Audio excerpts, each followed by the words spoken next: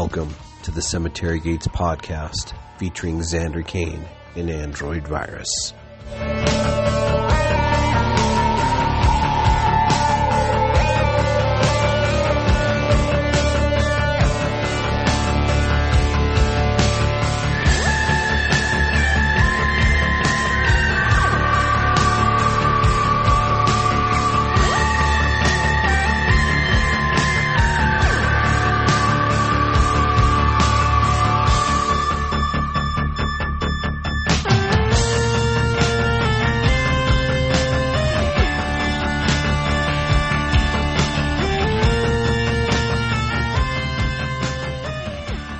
Everybody, welcome back to the Cemetery Gates podcast. I am Android Virus, aka Aaron, joined by my illustrious co-host, Mr. Xander Kane. How you doing, buddy?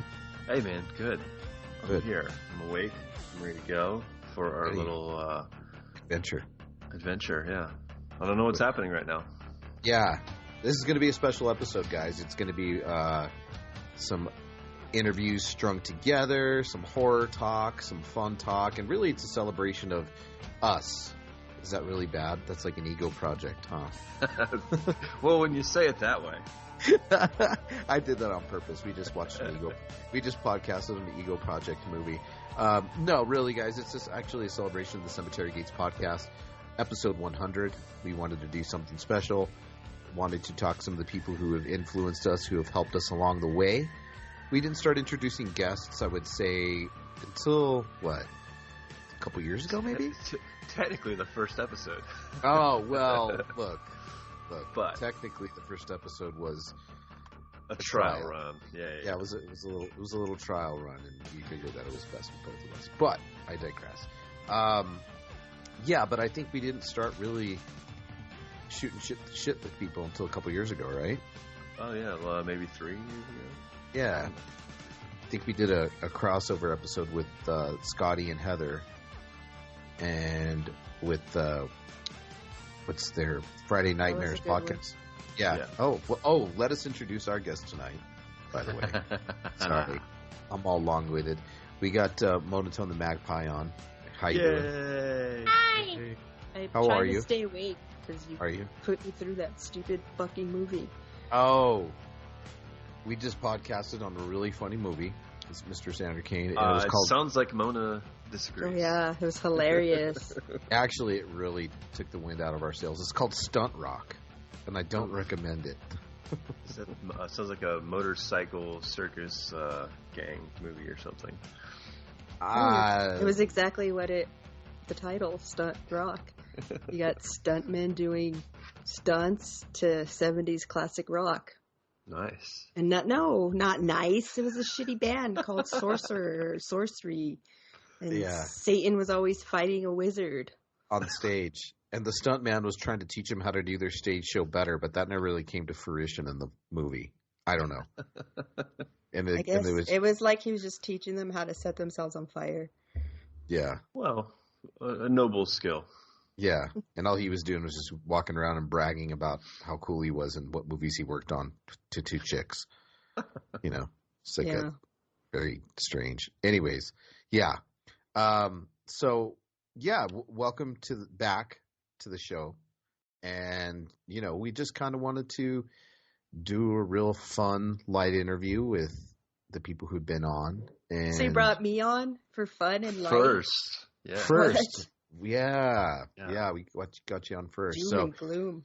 No doom and gloom. Come on now. So, we just wanted to shoot the shit with some people, and that have helped us along the way. And I don't know what's your thoughts? What you podcasted with us? We were your first. How did that work out? Yes, you guys were my first. You forced me to. I didn't have a choice. You just said you're going to be on Cemetery Gates. It's like, what? And you could tell. First episode, I was so nervous and shaky, and it was awful. Thank you. Oh, I podcasted in my closet from my phone. Oh, hiding. Sitting in there. Yeah, on the floor. That's hilarious. I don't think I realized that you were on your phone in the closet the first time you recorded with us.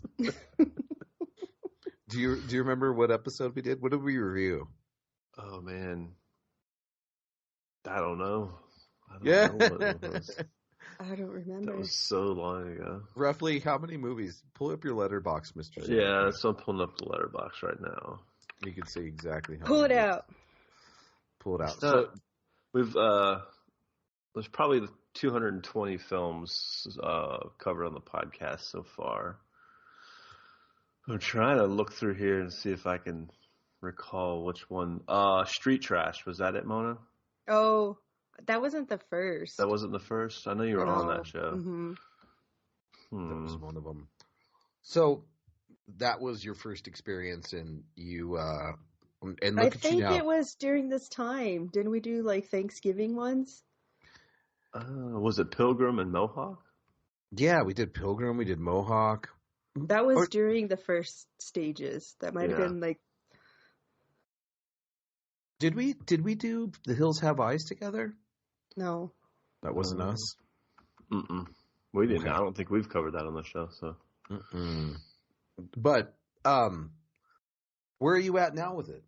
Like that kind of, I think, kind of fueled the fire a little bit. Can you let us know? Like, I don't know. You tell me.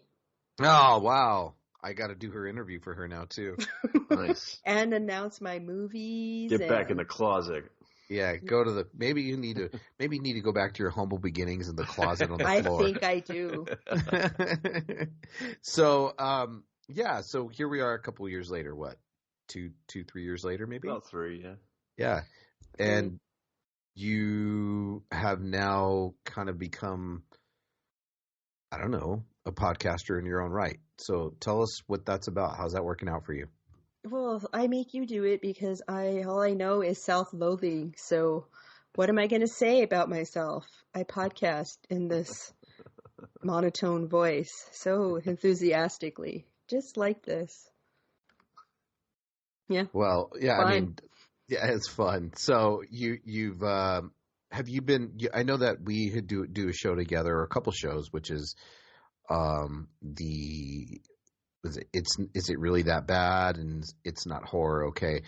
I mean, other than that, because obviously we've been doing that recording together for a while, been bouncing off you. What I really wanted to get to is, you're doing shows with other people? Yes, I love it. You forced me to come out of my shell, and you don't know how much you've helped me in life. Oh wow, Saint nice. Virus and Sensei Xander. She did call you Sensei. Nice. I'll take it. You will. I'll take a young grasshopper. You're almost to fruition. You're almost ready to start on your own. All you need to do is figure out how to edit. You can start your own, and you can start your own show. So I'm waiting. Well, hey, dude. Well, what are you waiting for? Is the You question. teach me how to edit. Oh, I said, okay. I'll teach you, dude. And I didn't, did I? 1 year later. 3 years later. I'll give you like a 5-minute workshop on that. Well, that's what I get for like just waiting and not just doing it on my own. Yeah. That's what happens. You'll never get anywhere if you just keep waiting on somebody. Oh, wow. Well, it's like he's got nothing else going on. Yeah. Totally. So, between now and then, I know that we introduced you to some really cool horror movies, and kind of like you said, kind of come out of your shell. And what would you say some of the most memorable movies that we have introduced you to, as far as like, I don't know, that affected you in some way, shape, or form? Well, negatively was, what was it? The Witch in the Sea? Oh. Which it came from the sea? There you go. Yeah. Let's see. Memorable? I don't know. We watched so many movies. Yeah. Xander's softcore porn movies. Yeah. What else? Shout out Oh to my Storm Sluts. gosh. Just the Halloween ones are the funnest because those are mostly blind pics. Yeah. Like the weird one with what was the one we watched last year? The Spanish one? Where we see that guy's giant penis? Oh, Oh, yeah. You picked it, Virus. You did pick it. That was... Oh, Lord. I'm See, looking I through don't the even movies remember right the now. title. Yeah. There's so many movies. Those are always the funnest. It is a challenge, and I always say, "Oh, I'm not doing this again next year." But then I'm ready in the summer. I got this. I got my win. I've seen so many fucking horror movies. Like, they just don't. Like, it's cool because I don't get scared that much anymore. So when one really does scare me, it's great. Like, I watched The Autopsy of Jane Doe, and that freaked me the fuck out. It's a fantastic film. I slept with my light on. I get it. And then, I don't know, you guys taught me to love gore again, because I remember I couldn't watch it. I was kind of like queasy, it made me queasy, but now it's nothing. It's comedy to me. Desensitized you. You did. You guys did. That's what you did to me. And that's a good thing. It is. Of course, everyone else thinks I'm demented, but you guys accept. Yes, we accept you. We made you this way, so it's fine. Look at that, Mr. Zandergain, saving lives, helping people. Helping people work through their trauma through exposure therapy. Was that trauma bonding? Is that what? Saving sanities. Yeah, saving sanities. It's cool to hear that. I mean, it's not something that I don't think Xander and I intentionally go out to do, but we like to share the genre with people that I don't know, whoever is willing to come on and have fun with it. I think we don't invite a lot of guests on often, but when they get suggested to us, we talk about it. Like, what do you think? What do you feel? I would say that as far as recording with you, I think it's been really fun being able to have a third wheel on, so to speak, which I know the third wheel gets a lot of negative connotations behind it, but I think having the third wheel on, especially doing those October episodes, because it can get really tiring between Xander and I both just picking the movies. So it's cool to have like a fresh and not to sound well, fuck you. The truth comes out. No. Yeah.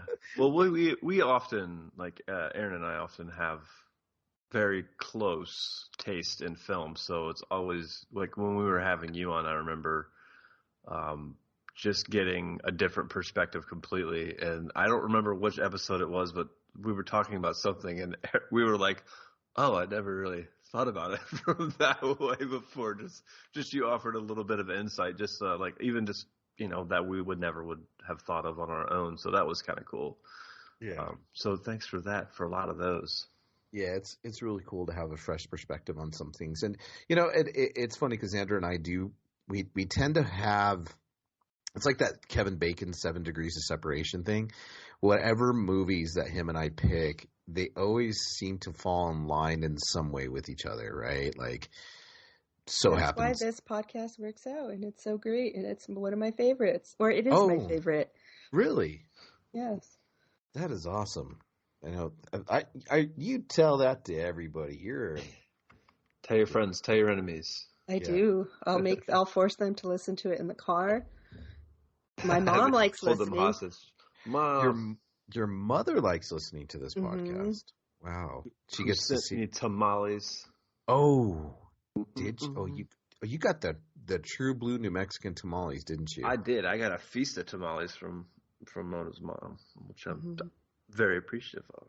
Did you eat the shit out of them? I ate the shit. I ate tamales for like 3 days. And were you just like, I'm tamale'd out? No, it's good. Yeah, I was gonna say, were you all tamale? That's as fresh as you're gonna get, as fresh as home cooking tamales as you're gonna get. They're excellent. Yeah. And one of those things we were talking about a little bit earlier, Mona, was the fact that you are doing other podcasts. And can you tell us a little bit more about that? What's that look like? Has it been fun for you? Yes, of course. It's fun. And I'm forced to watch other movies other than horror because I'm addicted. I try to watch other things, but then I'm like, can't do this. Go back to old reliable. Right. Yeah, if I'm not watching fake horror, then I'm watching true crime. So I don't know. I guess I am demented. That's where the real nightmares are. Yeah. Yes. True crime. crime. And then the people I've met, these are like, I've been introduced to some of the best people. Like, they're now my like closest friends, and yeah. That's cool. I think that it's really cool to kind of bring together a community.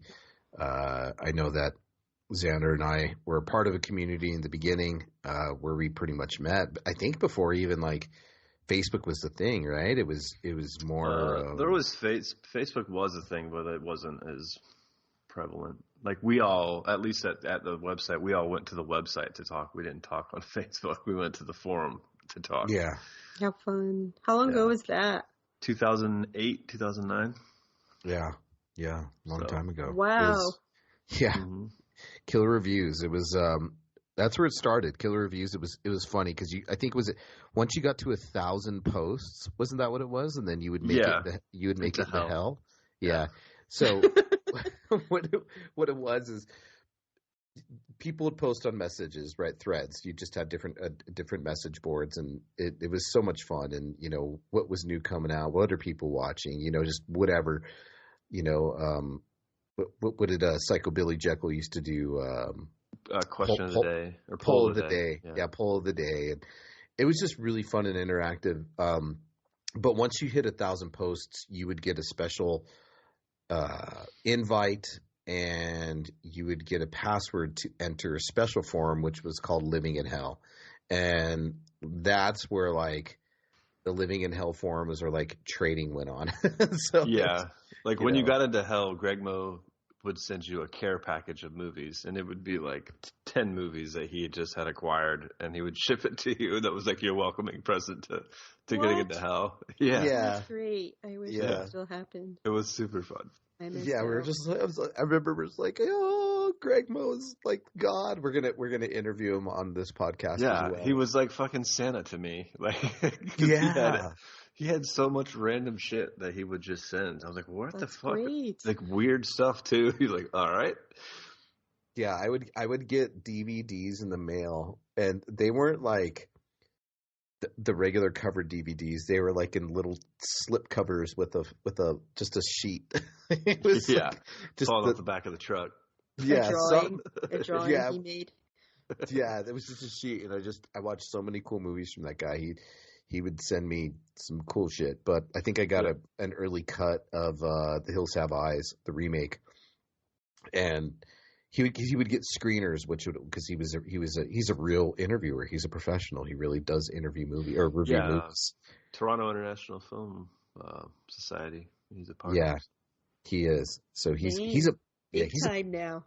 He was big time back then, and just a super nice guy. And he would just send us shit, and it was a really fun time. And that's kind of where Xander and I got started, in podcasting together. And I honestly, the way it started for me was I'd post in the forum, and I was Aaron. I just posted weird shit, and not to shock people. It's just I like weird shit, and so they're just like, "Hey, we should have this guy on the weirdo." Yeah, I'm a weirdo. So they're like, "Hey, let's have Aaron on or Android virus or virus. Let's have virus on just to." I don't know. It was just like a interview / review. Helped you guys review some movies, and we just had a really fun time. And so here and I are Xander. 13 years later? So I know. 15 years later. Yeah. Jeez. Yeah. So because we probably did. How many episodes of Killer Reviews did we do? Probably 25, 30, somewhere in there. Wow. Somewhere there. And you don't have them anymore? Some of them are still. I know some of the old Living in Hell members have some of the episodes. I think Lurtz maybe has some, or Killer Clown, one of those guys. Yeah. Have them all backed up on a hard drive. They were back out for a while, but I think they're all gone now, off of iTunes anyways. Yeah, they were kind of. Aww. Yeah, well, sometimes the band falls apart, as they say.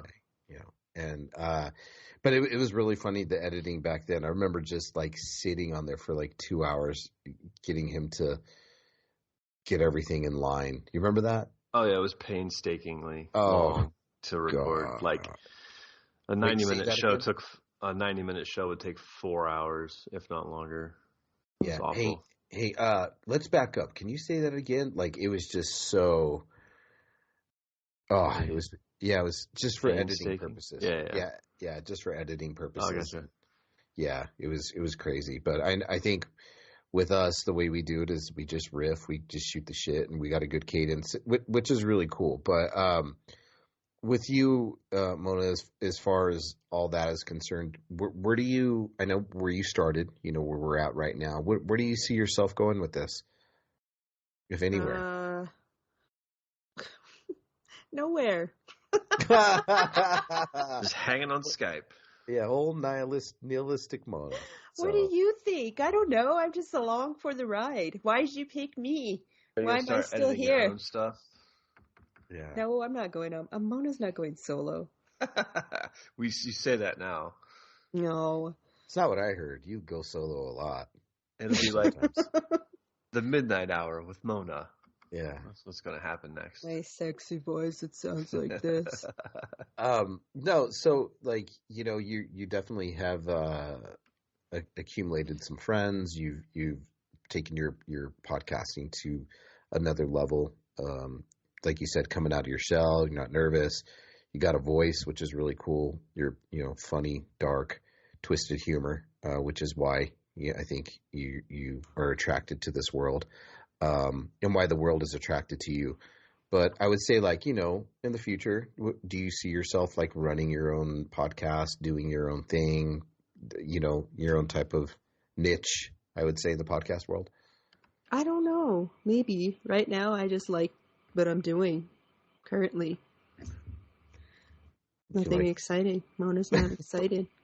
Oh, wow. You're a upper on this. I'm just kidding. But that's I know. Are you surprised?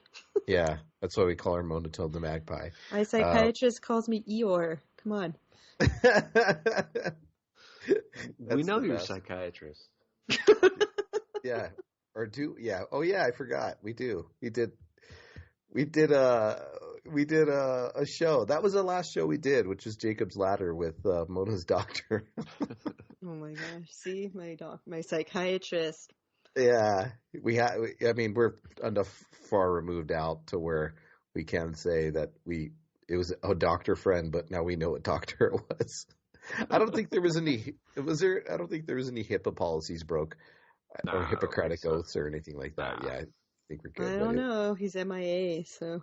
Oh wow! Well, you know, he liked Jacob's Ladder, and he's a psychiatrist. That's his favorite movie. So I loved that movie. He's gone mad ever since. Yeah, it's a great movie. Yeah, I think you've definitely introduced us to some really cool movies, and you know, I hope to have you on again. You know, like, you know, if we do something again next October, you know, we'll see what's in the cards, but you know, it's always good to have a fresh perspective, and I know for me, I appreciate you delivering that to us, being our fan, being our champion. We really appreciate that. Yeah, it's definitely, you know, those October shows can be pretty challenging, so it's definitely always great to have the injection of someone else to come help out. But it's not always like just anybody. We don't really want, you know, not everybody slides into the show easily, and, you know, it feels a little natural and this, that, and you have slid in quite naturally when we do our Halloween stuff and other random stuff. So thanks for coming on and supporting us on all those and making those shows really fun with us. Thanks for having me. If I had feelings, I'd cry right now. Maybe later you will. Maybe yeah, alone. wake up in the middle of the night. No, maybe if you go back to where it all started in the closet, it will go full circle on you. For sure. My phone and some headphones. Not even Bluetooth headphones. Little plug-in ones. Oh, hey, you and Xander. That's all right. So yeah, plug-in ones. So, where can we find you on any of the socials other than giving out your real name? Mona the Magpie. Facebook, Instagram, Spotify, wherever the fuck you put these shows on. Awesome. Well, again, it's been a pleasure. Hopefully it won't be too long till we get to do some reviews with you again, because you definitely are the depressive gem. Android Vision. Oh. You won't see me, but you'll hear me. Oh. This wonderful voice. Are you doing the soundboard now? No. Filming. Actually explain before we let you go, explain what your role is in that and how that's actually. And I used to do the makeup until I stabbed you in the eye. And then you had me do, I was in the audience. Yeah, yelling things out, and now I sit behind the camera and pretend like I know what I'm doing and film it. Yeah. So, there you go. I mean, that's kind of where it's taken you, and definitely inner circle type of stuff. So, I watch appreciate so many that. movies. I win horror trivias now. There you go. Oh, that's the other one, Mr. Xander. I wanted to throw that there. Thank you for reminding me. There's been some trivia contests in town that Homegirl has been playing at bars and breweries and has been mopping up the fucking competition. Nice. Yeah, so there you have it. So, winner! There you go. All right, until next time, we appreciate you coming on, and we thank you so much, and thank you for the support. No, thank you. Yes. 20th Century Fox has brought you all kinds of movies, but 20th Century Fox has never before brought you anything like the Rocky Horror Picture Show. Doing the Time War! The Rocky Horror Picture Show is wonderfully weird. It's fabulously freaky. We are ready for the floor show. The story is strange. I knew he was in with a bad crowd, but it was worse than I imagined. The songs are super. Just a sweet transvestite. The cast is completely crazy. Oh, Rocky! See the Rocky Horror Picture Show. Rated R. Under 17. Not admitted without parent. Hey, everybody. Thank you so much for sticking with us on the Cemetery Gates podcast. We really want to appreciate Monotone the Magpie for her segment. And for our next group, the couple that I don't even know if they're a power couple, but they've been in the game for a while. They have been longtime supporters. We've collaborated with them before, and these are a pair of lovely people that I used to just podcast with all the time. I miss them. I love them. It's good to see their wonderful faces. Miss Heather, can I say Poundin' Powell? And, and Mr. Scott, Hot Dogs in the Hallway Crawford. There was a part of me that I was like, I'm going to memorize Scott's intro and introduce it with his full intro. No. And time just got away from me, so maybe we could edit it in. I still haven't memorized my intro. No, he reads it off his phone. Don't think he knows it off by heart. No, he reads it. My long-winded intro just changes so damn much that I can't memorize it all, so I always have to read it every time. Right. It's so long-winded. His girlfriend moved in during the period of him just doing his intro. See, this is how long we have not been in touch. He has a living girlfriend now. He's basically married. He's basically a family man with two boys. Overnight. That's it. And she's not only is she smoking hot, she's way better than him. So it's great, right? So she'll come up now, and I keep offering her things like free tuition, healthcare, and I think I'm making some moves. I think Scotty better up his game a little bit. I keep saying #steal Scotty's girl, and as you can see, his expression is no one else can see it, but he doesn't look happy. Well, Scott is the low key ladies man. He's putting something down right because this dude always has a woman by his side no matter what. So, but now he's got the best. This girl. She's primo. I feel like one day Erica's just gonna leave, and Scott's gonna be like, "Where are you going?" She's like, "Oh, I'm going to Canada." He's gonna be like, "What the fuck? What?" He would be surprised. He would be surprised. So we wanted to have you two on because we are recording our 100th episode on Cemetery Gates podcast. Finally, goddamn, long-running podcast that Mr. Xander Kane and I have run, even to the point where I'm not even calling myself Android anymore. You guys can call me Android, but I'm even totally switching. We can call me Aaron, but it's you call me Android, you call me virus, you call me Aaron, you call me motherfucker, whatever you want to call me. But I'm just gonna call you sexy like I always do. I am working on my sexiness. Some updates. I am now a full year on the testosterone replacement therapy, and it is working wonders. That's amazing. Nice. Yes. I didn't think your dick could get any bigger, but I'm sure now it's just fucking massive, right? It's fully functional every other day. Yeah, it's not that it's getting bigger. It's just going to its full potential. Very nice. Hey, Like, that's 12 inches. We always knew. No, We believed in you from the beginning. Well, my wife. You know that hot dog down the hallway comment. It fits me for a reason. You know, get at me.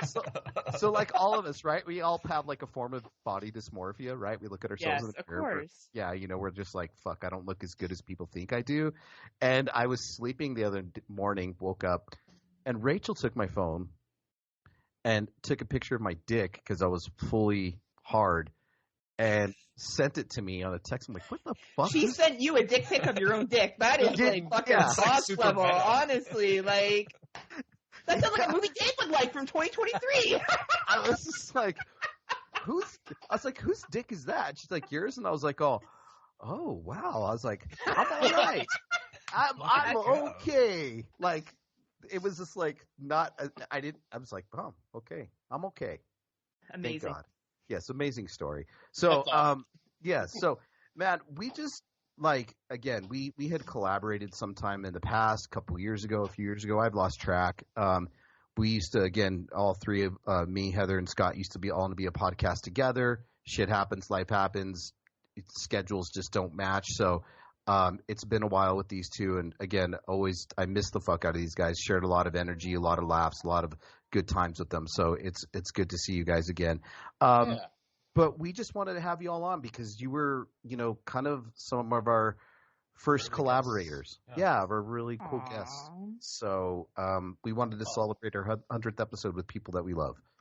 Oh, we love you guys. That's awesome. We had our first guests were just like essentially friends. I think you guys are technically the first podcasters on. So. Oh, nice. Excellent. Yeah. We appreciate that. Look at that now. We'll never reach episode 100 at this point. You're close. It might be. No, you don't know what? Scott's a little busy now. I don't know. We'll make it to 100, smartass. And don't worry, the next episode will come out before you know it. So and then shut up. You're going to 100. That's it. Our vintage episodes. And then my girlfriend just said, the next episode will come out in January. See, she knows. Fucking Erica knows. She's laying the smackdown. But that was we've had a good time, and I've always enjoyed listening to the two of you. You always have such great insight on films, as much as we tease one of the people on the... Oh, I make fun of one. Yeah, so you usually tease. I don't say shit. Yeah, Scotty leaves me alone. Not me. I'm just an antagonizer. But you both have favorite one.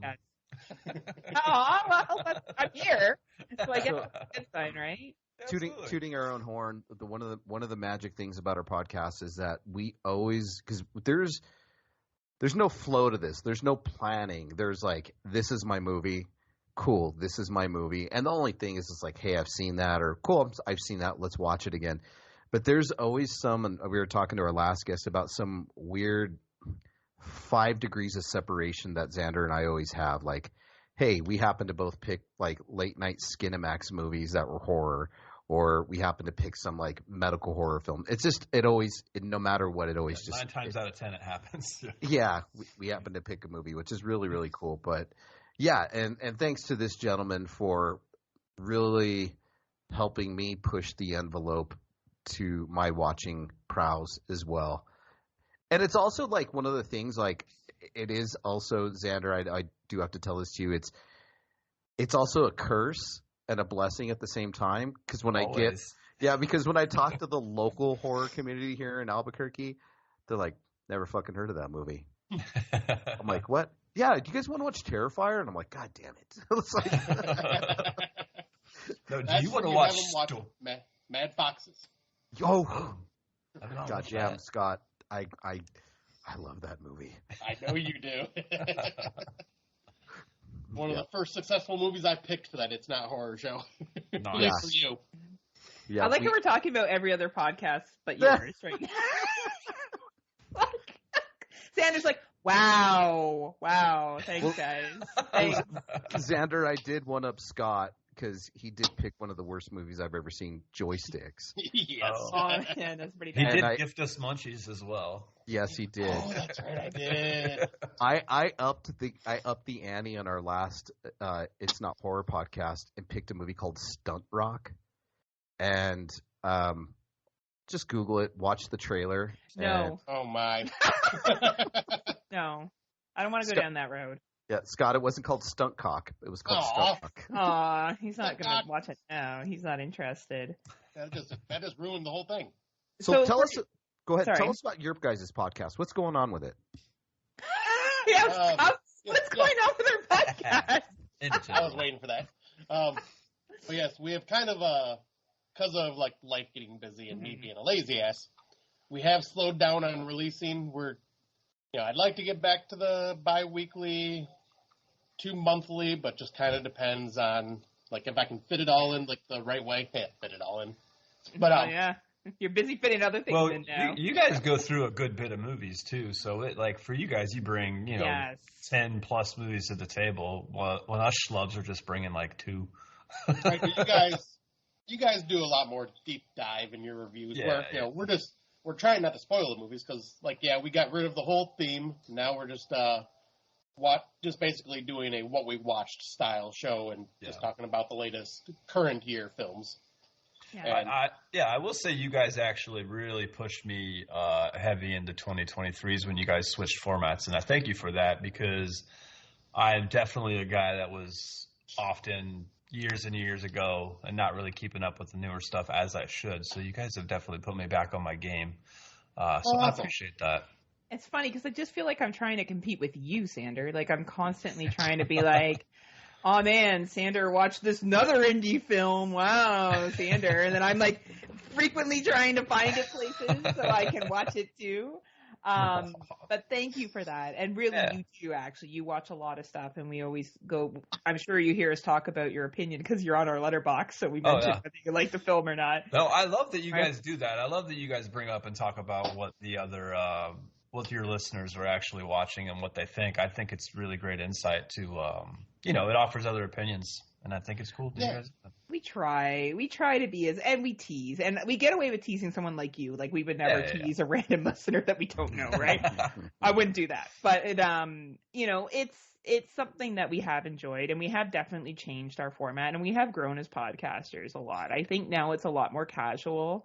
Mm-hmm. And we have a lot of fun. And I think of where Scotty was at the beginning to where he is now. This was a man that used to have to drink before we would record. Mm-hmm. And now he just gets on there and he's like, I have a fucking 8-hour shift. Let's do this, bitch, right? Yeah. He is way, way more confident than he used to be. And I think we've just found our own groove and it's been a lot of fun. Beautiful. We have a lot of fun together. When it's like you two, right?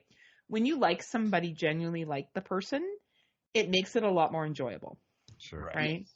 Right. And I was saying, especially because I'm sure it's just the same for you guys, but it's probably just hanging out virtually. Mm-hmm. Yeah, totally. Yeah, because we're very far. I'm in Atlanta, he's in Albuquerque, so we're very far apart. Yeah. You guys are 6 hours apart, something like that? About half. Yeah. Okay. Yeah, we've hung out many a times in person, right? We've been really lucky to be able to do that. And, but yeah, it's fun. But yeah, definitely, as we were saying off air, podcasting has changed for me, the time and energy I put into it. I think a lot of that has to do with the pandemic ending and just different life events happening, as Scotty said, right? But it's always nice to get together with people, and I think we're so lucky to have these virtual friendships. Absolutely. Yeah. Because that is the one thing I will say that I can take away from podcasting. If I quit tomorrow, I would be happy as hell knowing that I've built amazing friendships with you guys and other people that we know through podcasting. Sure. I don't think I ever would have had this close relationship with people because it would have just been texting. It's different when it's actually talking. Yeah.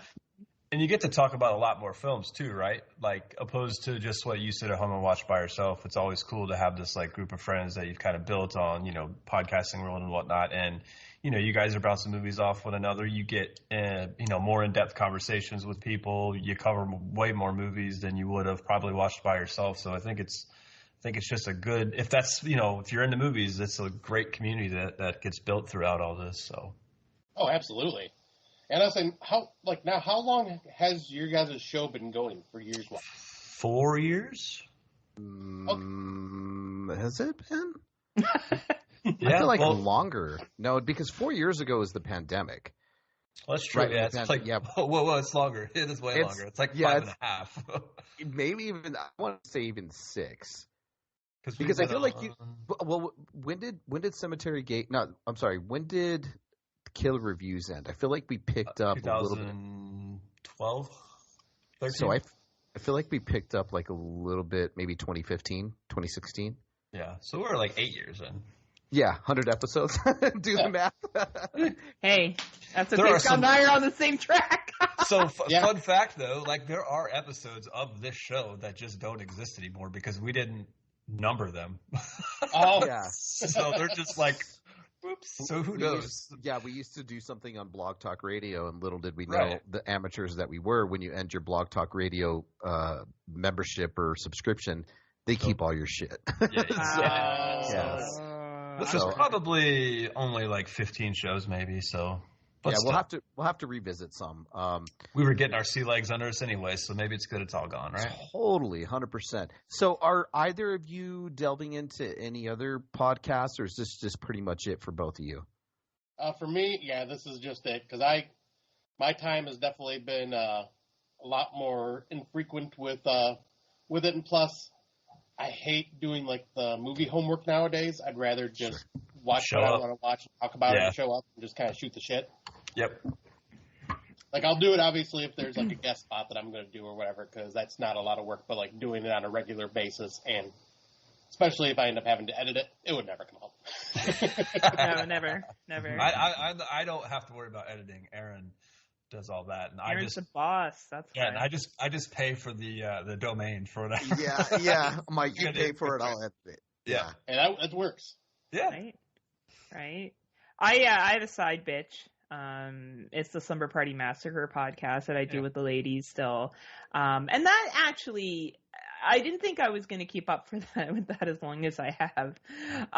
But it's been really nice. I kind of look at it as a hangout, a little behind the scenes. We record on Saturday mornings. So we do usually one Saturday morning a month. And it's really nice. Like we kind of just chat, and I kind of see it as like having coffee with my girlfriends, to be honest. Yeah. Right. Right. And like I'm super inappropriate on that show. And I'm like borderline of what I was like on It's Not Horror. Only I really play up how much I like dick a lot.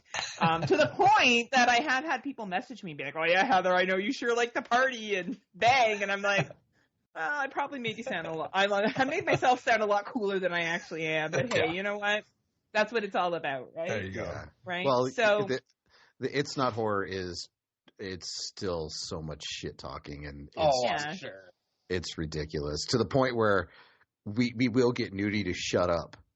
And he will be so pissed off the rest of the episode. Are we done? Like, all right. That's the point of the show right now. See how mad we can get Nudie. It's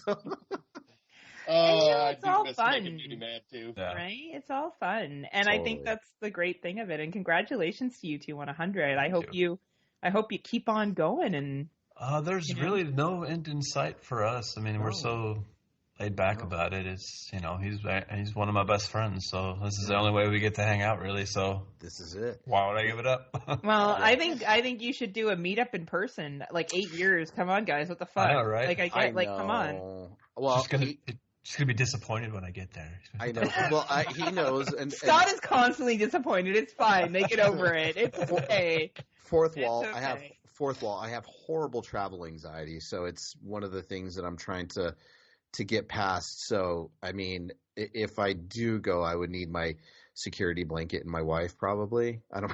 That's a dig at myself. But Xander, we were planning on him trying to come out last time. We started moving the Android Vision stuff to movie theater, local movie theater now. So we're doing all that and having some fun, and kind of that's exploding too, which is also allowing me to pimp Cemetery Gates podcast. And so there's probably a lot more local people in Albuquerque, New Mexico who listen to Xander than what he thinks or what he knows. That's awesome, though. And congratulations on Android Android Vision, like getting as good as it is, or like getting as popular as it is. Yeah. Yeah, it's kind of the same thing as you guys. It's like kind of. Oh no, you're You're much more above us. You're way more Thank you, entertaining. but things fall to with a project like Android Division. Things fall to the wayside with some people, or people just can't commit. And I just went over the last 2 years. I've had an amazing group of people around me to really challenge me, but not in the way that you would think, like comedically challenge me. okay. Which is amazing, and we just have it's like Saturday Night Live. It's an ensemble now, and we're awful and we're horrible, and yes, we do cross lines, and we take that off camera. So we It must be pretty bad if you take it off the camera. Like, I can't imagine how bad it must be for you to be like, yeah, I know what. Pull that. Okay, so yeah, we have Right? we have 2 rules so far, Xander. So, No dead dad jokes. fair. No rape jokes. Fair. And no priest molestation jokes. So what's your material then? it's all that. So, yeah. Right? Yeah. Well, So if we want to talk about the Catholic Church, we talk about it here? right? Yeah. Well, I'm thinking, I think that if Sander goes out to Albuquerque, I will come down at the same time. No way. I will fly down. But I insist on being on your show, and I want the lowest cut top possible.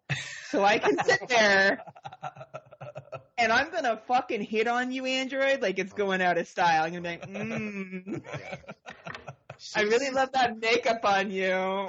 She sees the girls that I have on Android Vision, the buxom babes.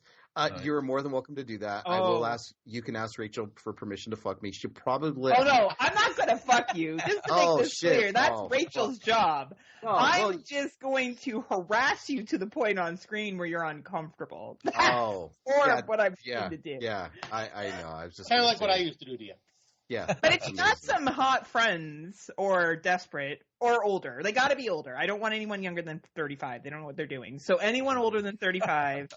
It's true, Sander. You and I both know, right? Like, right? So that's what the exchange will be. But but he's thinking right now. He's making a list. He's like, who do I know? Yeah. My son's 31. Now he's 4 years old. I'm not banging your son. That's a little. That's a bit weird. That's a little too close to home. That's a little too close to home. So, you guys, I just want to say that I would love to collaborate with you again. I would love to have you on again. I know Scotty, his life is a little bit more busy. I would still make time if I could. Yes, and I know if we made the call, we would totally have your guys' support, and somebody would jump on. I'll come. Yeah, you don't want Scott anyway. He's just going to talk about shitty 2023s with Dave that the two of them like. You want me. Wow. By the way, speaking of shitty 2023s, okay, let's get into this really quick because we only got a few minutes left with Heather. Yeah. I've watched some 2023 horror, and I want to know. Well, we'll ask you, Heather, first. What's the shittiest 2023 horror you saw so far? Don't fucking say it. Don't fucking say it, Heather. No. Skinamarink. I'll say Skinamarink. Skinamarink. Okay. All right. Dave scared me. I'm not in a safe place. Come on. I am a safe place. Okay. No, Skinamarink was pretty bad, actually. And the movie Dave and I are referring to is actually better filmed and a better quality film than Skinamarink. So, yes. That was it, huh? All right, Scotty, what about you? Fuck, alright. Bury the Bride? No. Now, that was a masterpiece compared to what I'm about to talk about, but the only 0 out of 10 that I've given this year, and that is Cocaine Cougar. Okay. You guys are going deep with the schlock. Oh yeah, we have no standards. We're basically going to the worst strip clubs and just paying for whatever we can get. I scour the dregs of Tubi for 2020. Right? Xander, can we claim some responsibility for inspiring him on that one? Oh, you guys definitely have. Yeah. Absolutely. Hey, Xander, what's your worst movie? I want to hear what Xander's worst movie is. Probably the Amityville Curse, which is another movie of Amityville. I almost watched that. It's pretty fucking terrible. Is it bad? Okay. Yeah, and then another one that I hate to say was one called Trinket Box. It played out more like a drama. There was a good story there, but man, it was slow. And if you thought it was bad, it's bad. Yeah. Right? I'm sure there's somebody out there that likes it, and good for them. Right? And good for, because we support everybody's taste, no matter what they like. I think that one's problem is it shouldn't have been promoted as a horror movie. That's the main problem with it. I think if it wasn't put in that, context, then maybe I might change my mind, but it wasn't. Right. Yeah, and I was looking down my list, and Skinamarink was going to be my next one. So, Cocaine Cougar, then Skinamarink. Oh. What about you, Aaron? I'm going to say Children of the Corn. Oh yeah, that was a little painful to get through. It wasn't the best. No, it wasn't the best. I mean, I can't tell you of the movie I shut down in the middle last night, just because I had enough of it. Because I was like, oh, this is why I don't like this series. Saw X.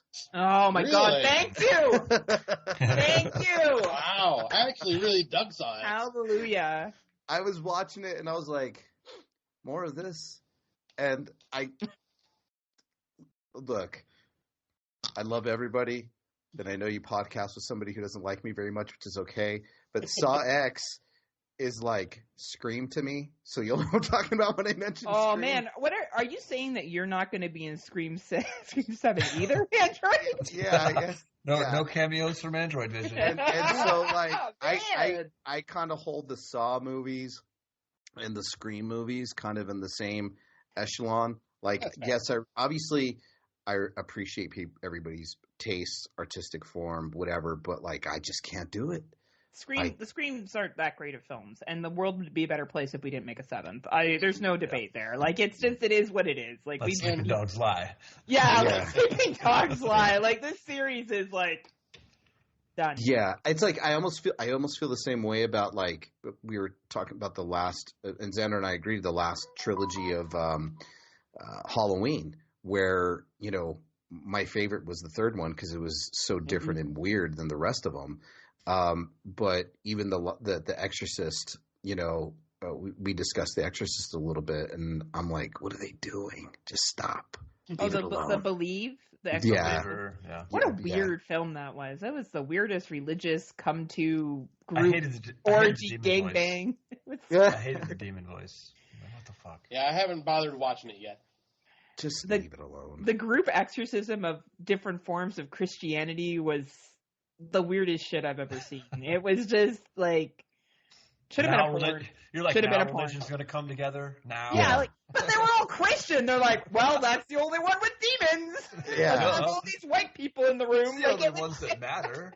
I'm biting off of the old man Guar here, but it's almost like they had all these Christians do the same thing, and they built up a Voltron robot, but because Christian kind of is inherently racist, they called him Crostica instead of swastika. Yeah, so that's probably not far off, right? I know. Happened, right? I could see one of Scott's. Is that Erica or one of the? Yeah, that's Erica behind me. That's Erica. Poor Erica. Cat? No, that's his girlfriend. Oh. Nice hello. So yeah, I guess it's one of its pussies, but yeah. She's got nice breasts, Scott. Just well, thank you. yeah, tell her that Android said that, please. Can we see her reaction in real time? Come on, put her face in the camera and tell her Android, and you could explain to her the legend of Android. Well, we're at it. Why don't we bring Whitney over too? We can talk about how hot she is to Dave. Come over here. Hold on, let me get my dog, and we can talk about how hot he is. Right? And I have a foster right now named Casper, who's a lot of work, but he's very sweet. You are doing the Lord's work. Yes, well, I try. I try. Yeah. But congratulations to you two. Thank you so much for having us. And, all joking aside, Android, you're still one of the funniest people I know, and that will never ever change. And thanks. Truly. And Sander, you have the best taste in movies and have an understanding of films that I have yet to grasp. So thank you. Because truly, you explain films to Scott and I sometimes we're like, I have to go back and rewatch that. That's what that film was trying to say. And if it wasn't for you and your level of intelligence, we'd be fucked. Well, so I convinced Xander, I think, that Michael Myers was not in Rob Zombie's Halloween 2. Oh, good. I think I convinced him of it. Maybe. Right. I don't know. Which Halloween 2 is Rob Zombie's H2. Awesome movie. Thank you. Thank you. Hey. What a way to end the segment, guys. right? Yeah, I know. We love you guys. Thank you. Yeah, love you guys. Much, Once again, much love. congratulations on 100 episodes, and I miss you guys so much. Yeah. Okay. We'll get together after the first of the year sometime, maybe in the spring. We'll try to do something. Yeah, let's do something. Keep in touch, Yeah. okay? Don't be Will strangers. Absolutely. Yeah. Okay, Will guys. do. Have a All lovely night, gentlemen. Take All right. care. Peace. Bye. Love you guys. When tombstones topple and coffins creak open, and the deadly, delectable lady in lavender searches for fresh victims, that is the time to see Phantasm, a fiendish undertaking. Oh yes, and it does have a burial plot. Phantasm, if this one doesn't scare you, you're already dead. Phantasm from Avco Embassy Pictures, rated R, under 17, not admitted without parent. Hey, guys, I hope you enjoyed our last interaction with Scott and Heather. What a lovely couple, but they're not a couple, right? They're kind of spiritual couples. Hetero life mates. Hetero life mates. That's a good terminology for them. We adore them. Thank them 1,000 times over for coming over. I just love them to bits, and hopefully we get to talk to them again. For sure. So on our next segment here, guys, we got I don't know. I just call him Bud. And what do you want us to call you? Bud is great. Yeah, Bud's fine. Bud's fine. So Yeah. we have Bud on, and Bud is on time. And if you guys remember way back when we had Bud on just as a guest, just to review some movies with us. Met Bud through a buddy of mine named Mark, and immediately hit it off with this guy, tattoo artist up at 4-Star Tattoo in Santa Fe. And of course, you're on time. You're a tattoo artist. Because Right. you don't like people not being on time, do you? It's very important to me to be on time. I love being on time. You know, they say if you're early, you're on time, and if you're on time, you're late. So maybe I'm a little late. I don't know, but on time is good, right? Yeah. Totally. Well, How you been, sir? Really good. The last year's been great. Yeah, I started a podcast, and with a little bit of help from you guys kind of got me started and got me thinking about it. And it's been great. It's been busy at the shop.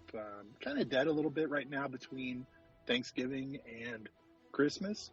But after Christmas, it's kind of always for tattoo artists, right? I have a few friends in industries here in Atlanta, and they always say it's kind of a downtime right now. So. Yeah. It's a weird. November's usually my slowest month. You know? Okay. But you figure that every year for now going on 23 years I've been doing it. Yeah. I'm used to it. I like to paint a lot during this time and just kind of awesome. A little self-reflection. Yeah, spend time with family and, just do some stuff so I can still be creative. I like to paint and do other stuff around the house and stuff. But yeah, it's good. It's real good. And save your money during the summer. That's right.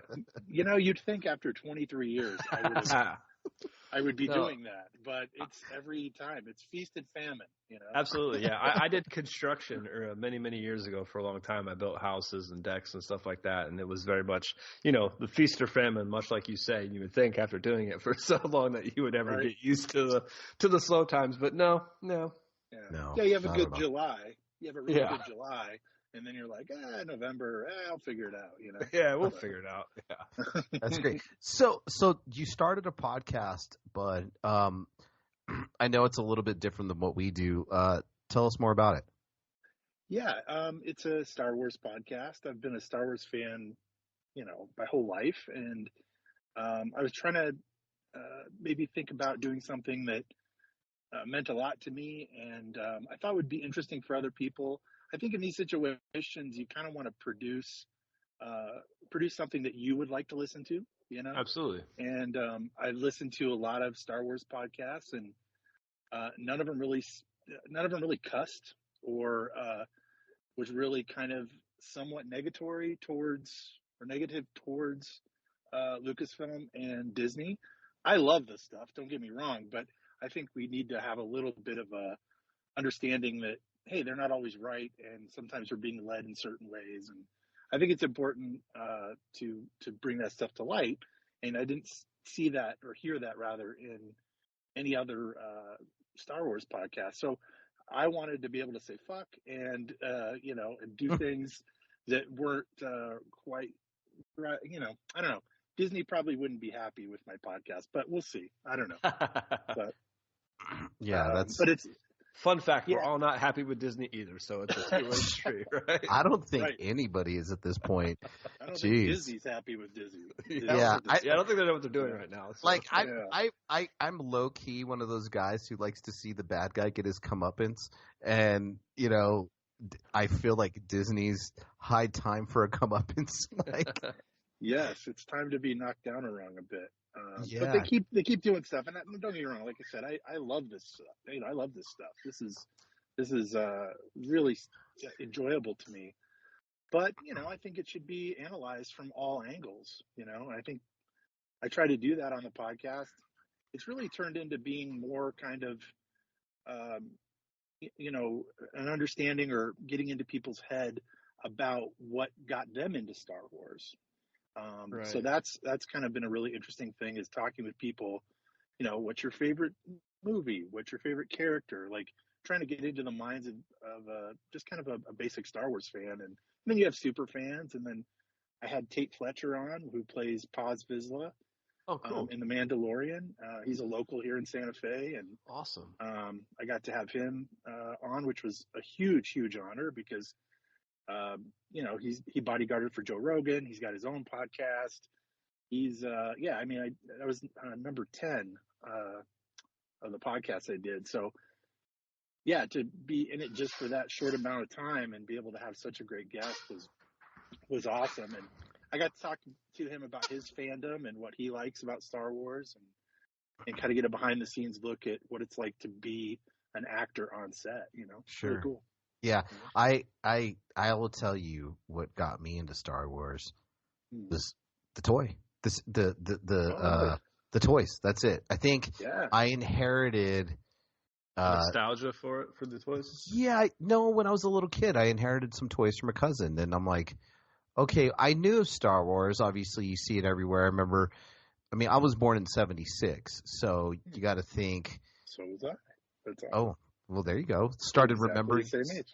Yeah, started remembering life like at what, 82, 83, remember? Something around like that. Around the time of Return of the Jedi. I remember going to the movie theater to go see Return of the Jedi. I think 83 or 84. Yeah, and other than that, it was just a fascinating mystery of what was around before you were born, and and I saw Return of the Jedi in the theaters as well. I remember my lunchbox in first grade was a Return of the Jedi lunchbox.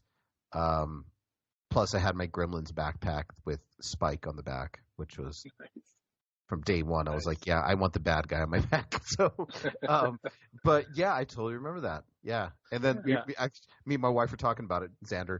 The pudding. With the metal peel back lid, the ones that you could slide yourself. For sure.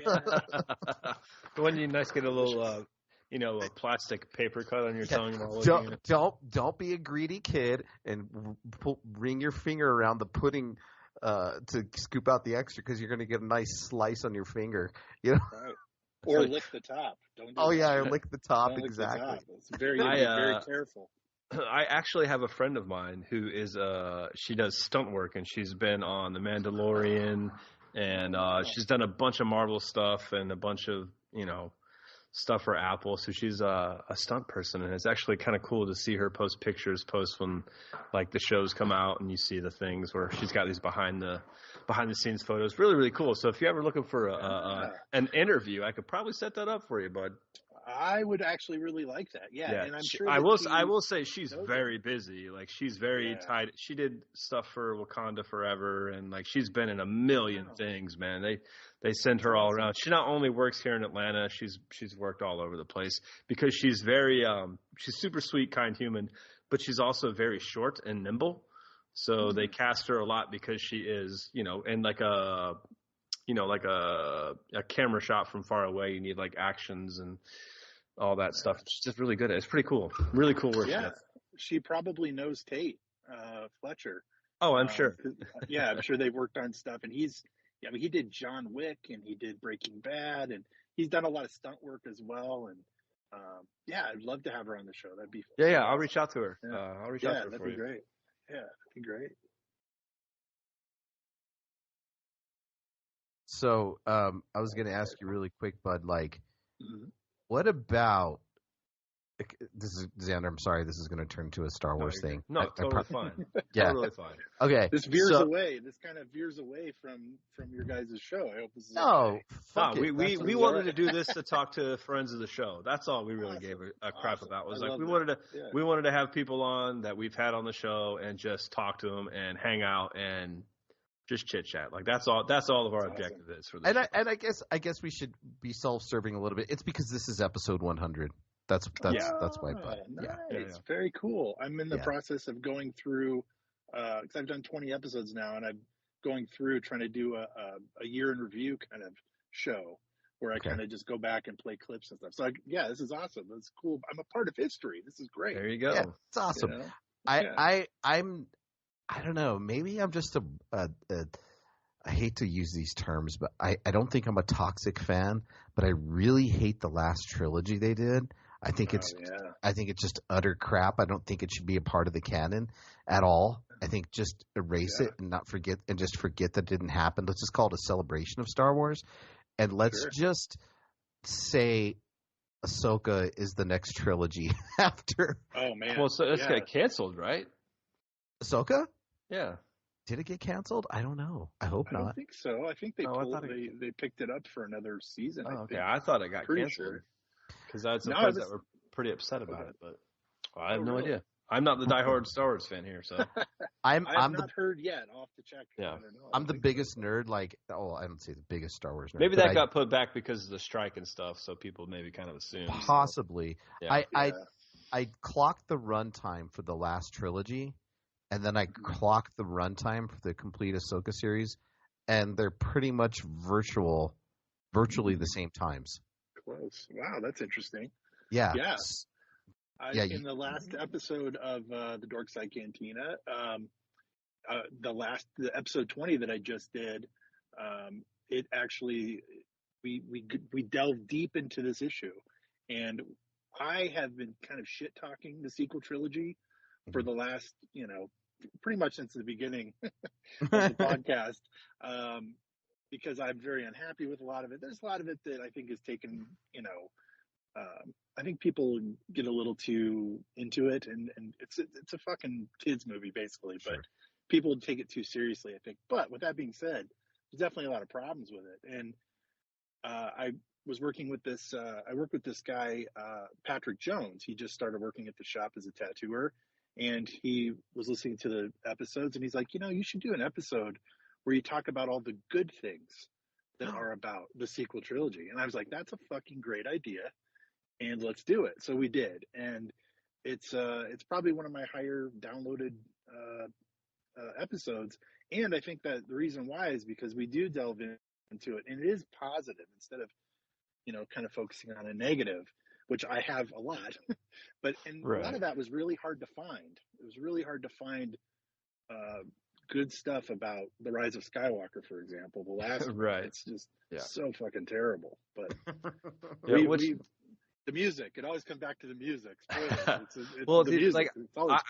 have nothing but respect for taking that angle, because I feel like in our show we actually kind of do that too, because we watch some absolute complete garbage, but at the end of the day, Aaron and I try to find some good somewhere along the way, because I think it's easy to be dismissive, especially when it comes to like the low budget, shot on video horror stuff that we talk about. Sometimes it's very easy to like dismiss it, but sometimes there's good stuff in there and it deserves to be talked about and not like overshadowed. So especially when it comes to Star Wars stuff, because people get so obsessive about it, they just automatically just get mad constantly about all the things they don't like, but they don't take a second to look for the things they do like. So that's, to me, that's like, I understand why that is probably, some of your highest downloaded episodes are that, because you're digging a little bit deeper and you're trying to find the good and the bad. So mad respect.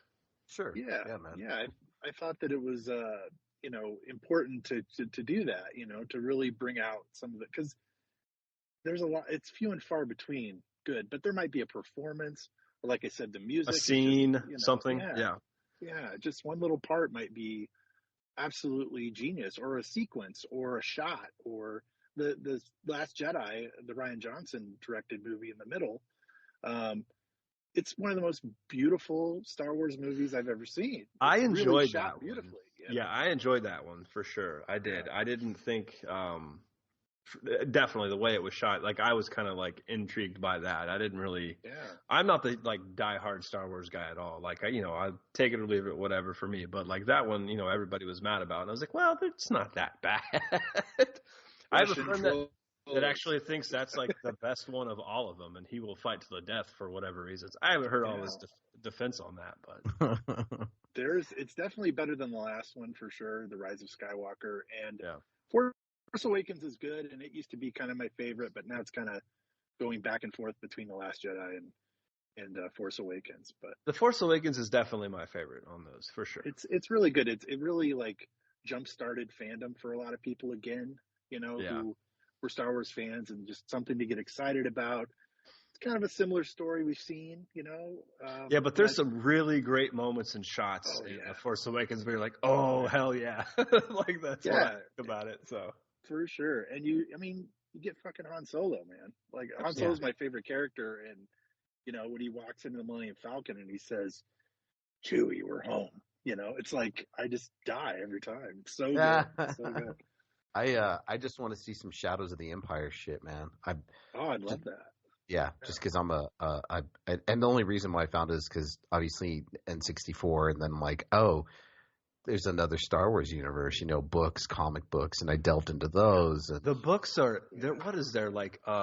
There's over 100 Star Wars like books that are written. Absolutely. That like most people don't even have any idea that the universe spans that far.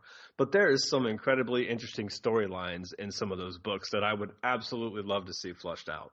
A lot of good storylines, but it's all connected in a certain way. And when Disney occupied, which is what I kind of call it, the occupation of Lucasfilm, when Disney occupied Lucasfilm, they made a kind of a statement and said, hey, all these books that come before this time right now are all going to be considered EU, the extended universe, and that's not canon. Right. So now what they're doing is, and what they've done for the last decade now, is just pull from that, pull those storylines, pull those ideas. Dave Filoni as well, pulling all these stories that have been kind of written who aren't, it's not exactly canon, but they can kind of take it and use it and make their own kind of content that is canon. It's kind of cool. That's what Snoke is, he's from the old books. And I mean, there's so much cool stuff that they did, I feel like. And again, I collected like a lot of Star Wars comic books back in the day because I was a Star Wars comic book guy. I do definitely like where it went with Ahsoka. I was like, man, I'm stuck. I love this. Let's just keep doing this, And I know Scott and Jay, your coworkers over there, are big Star Wars geeks as well, right? So you guys just back and forth. Yeah, Jay has been on the show. Jay's kind of the co-host, honestly. Like, I'm just trying to talk him into it. But he is so great. He is, no, he can, but he just, he's got stuff he's got going on, but he is a great integral part of the podcast because he is a wealth of knowledge. He consumes all those things we were talking about, all those books and comic books and video games and all that. He's consumed it all, and he's retained all that information. So if I have a question, I go to Jay Green, and Jay knows right away. Yeah. He's like, oh, of course. Like, I got you. He's like, oh, that's this character from that novel. And, like, he's very, very knowledgeable and helpful, because I'm kind of a scatterbrain sometimes, like I get very emotional about things, and he's kind of like the Rock, he kind of keeps the old Millennium Falcon steady, So Xander, to give you some context, Jay and Scott and Mark, Mark started the shop, and then Scott worked the front desk, became an apprentice. Jay, I believe, came on. Anyways, long story short, when my wife was getting tattooed there, we'll say 23 years ago, Mark has some pictures and some of his albums. I'll have him pull it up because we're going to be up there next week or in a couple weeks. Cool. Of my daughter running around his shop in her little walker, her baby walker. And great. It's hilarious. It's their old shop, Xander. And but what's so weird is my daughter's going to be having her first baby here within a few weeks. And congratulations. Yeah, it's just like that's how long I've known these fuckers. So it's like we're celebrating April 1st is the 25th anniversary of 4-Star Tattoo. So we're having a big party. We're going to have flash, we're going to have food, maybe some live music, new merchandise. We got some t-shirts coming. So you guys will have to, for sure you, Aaron, but, but you guys got to stop by if you can. It's going to be fun. Oh yeah, dude. Of course we're going to stop by. At some point I am making my way out there. And when I do, I'm dragging Aaron over to you and we're going to get some sort of fucking tattoo. I don't know what it is, but we'll figure that shit out. It could be some sort of weird Star Wars horror crossover tattoo. That'll be fun with me. I kind of feel like, so we're going to be out there on the 20th, Bud, and my wife's going to be getting, I don't know if you're working on the 20th, but my wife's getting something. She's getting a hummingbird on her hand, right? Mark's going to do it. And I kind of feel like I need to get with you and just I need to do something. Like, what day of the week is that? That's a Wednesday. That's going to be on a Wednesday. Well, I'm usually off on Wednesdays, but we'll talk off air or something and let me know and we can maybe book something. I can come in, no big deal. Yeah, totally. I love getting tattooed by Mark and Scott, and I don't know who else has tattooed me there. There's a lot of history. Those two guys there, they've been with Mark for so long, and there's been people that come and gone, but I mean, the place, it's riddled with history, and I love that. We're the oldest shop in Santa Fe, and Mark's just so great. He's such a great dude. He gave me a home. I love it. Yeah, I went in there a few weeks ago to set up an appointment, and other than you, I did not recognize one person there. Yeah, and we have 9 tattooers now. So yeah, and I'm like, Mark, what do you do? Like, seriously, I just remember Mark. I remember getting tattooed by Mark in my sister's apartment. He rented a room out and just going back into his apartment. I remember when Mark and don't look. He's a famous tattoo artist. He's amazing. But I remember when he used to boil his needles on the stove. Oh, yeah. There was a lot of, if you don't, it's a long time ago. Yeah. About 30 years ago. So a lot of knowledge about what was clean and what wasn't, it was there. And, so definitely points and times where things were a little questionable. Even before that, 30, you even go back like 40 years, like maybe late 70s, maybe a little bit more, like late 60s into the 70s, they weren't using gloves, they were just tattooing people with no gloves at all. It's really disgusting. But when did you start? Start tattooing? Yeah. 2001. I was in my apprenticeship during September 11th. That's how I always remember, weirdly. But it's 2001. Yeah. And where next year will be 23 years. Where did you start at?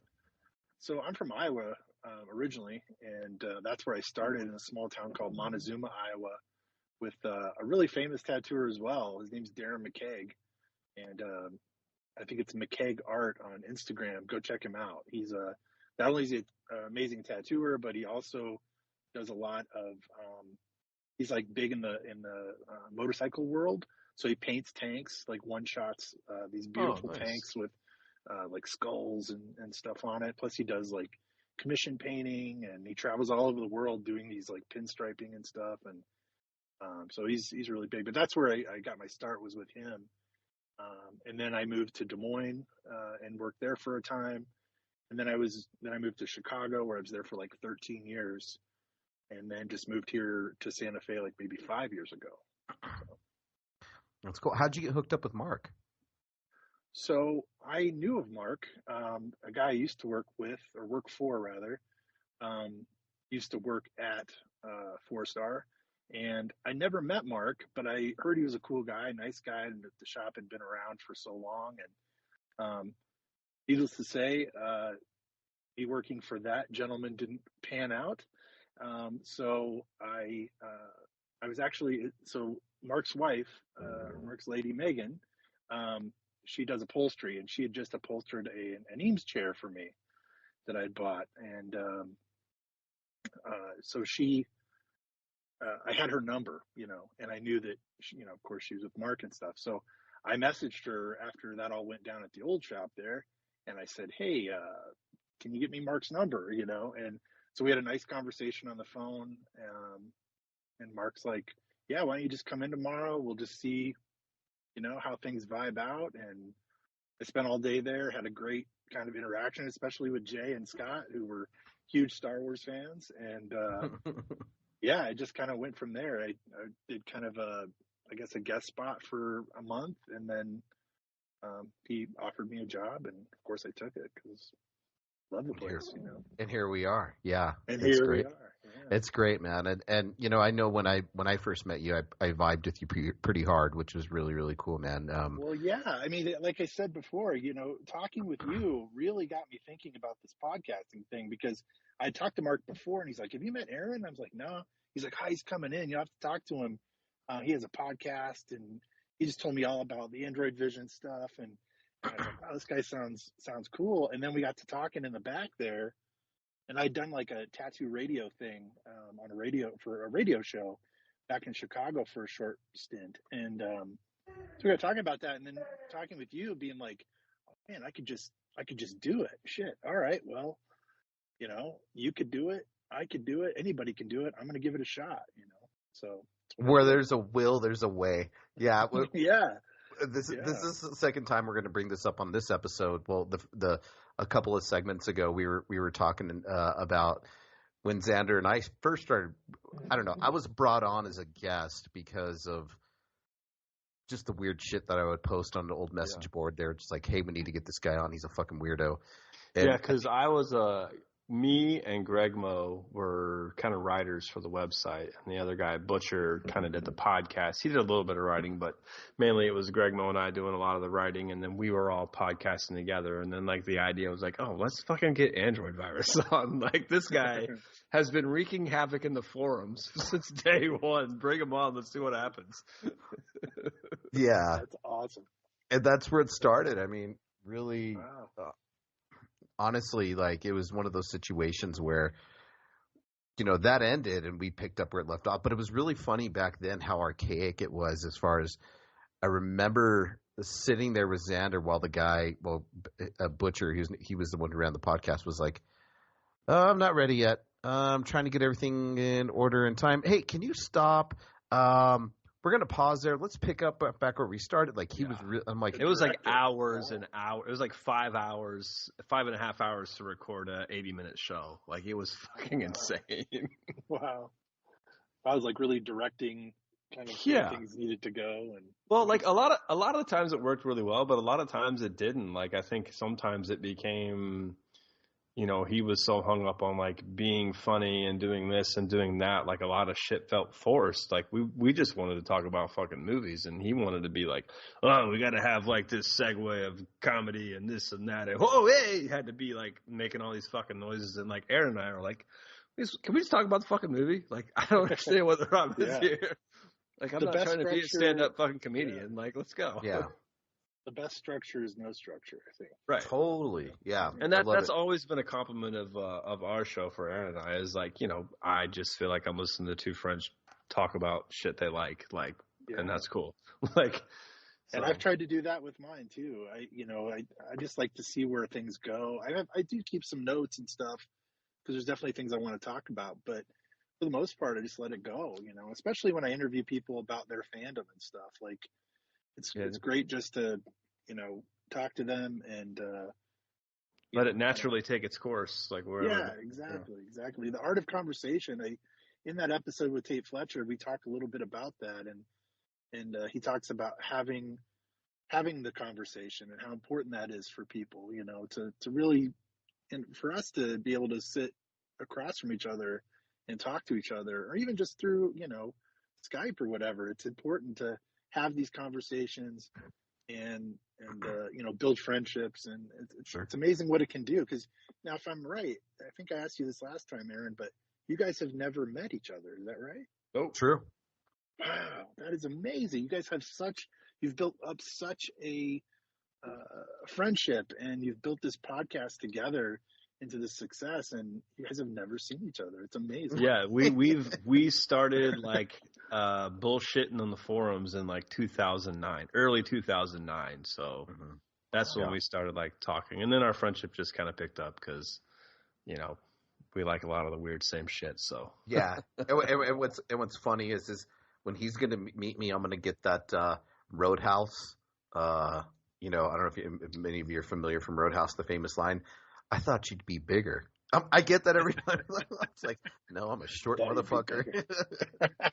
So, Bud, man, awesome. Where can we find you, man? Well, I work 4 days a week at 4-Star Tattoo in beautiful Santa Fe, New Mexico. My Instagram is Budd Wizzo, BUDWIZZO,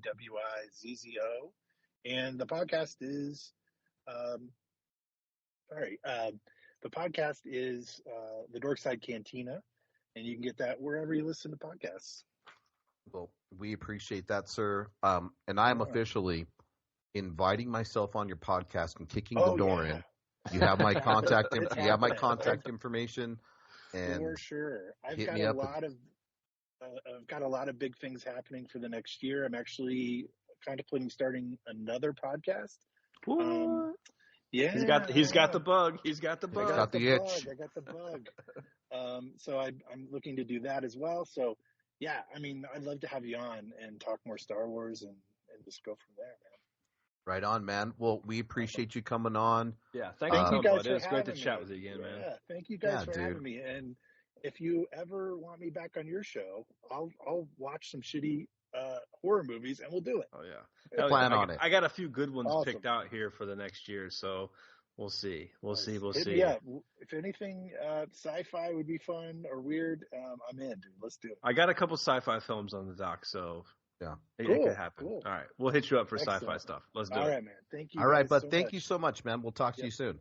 Talk to you soon. Bye-bye. There is a creature alive today who has survived millions of years of evolution without change, without passion, and without logic. It lives to kill.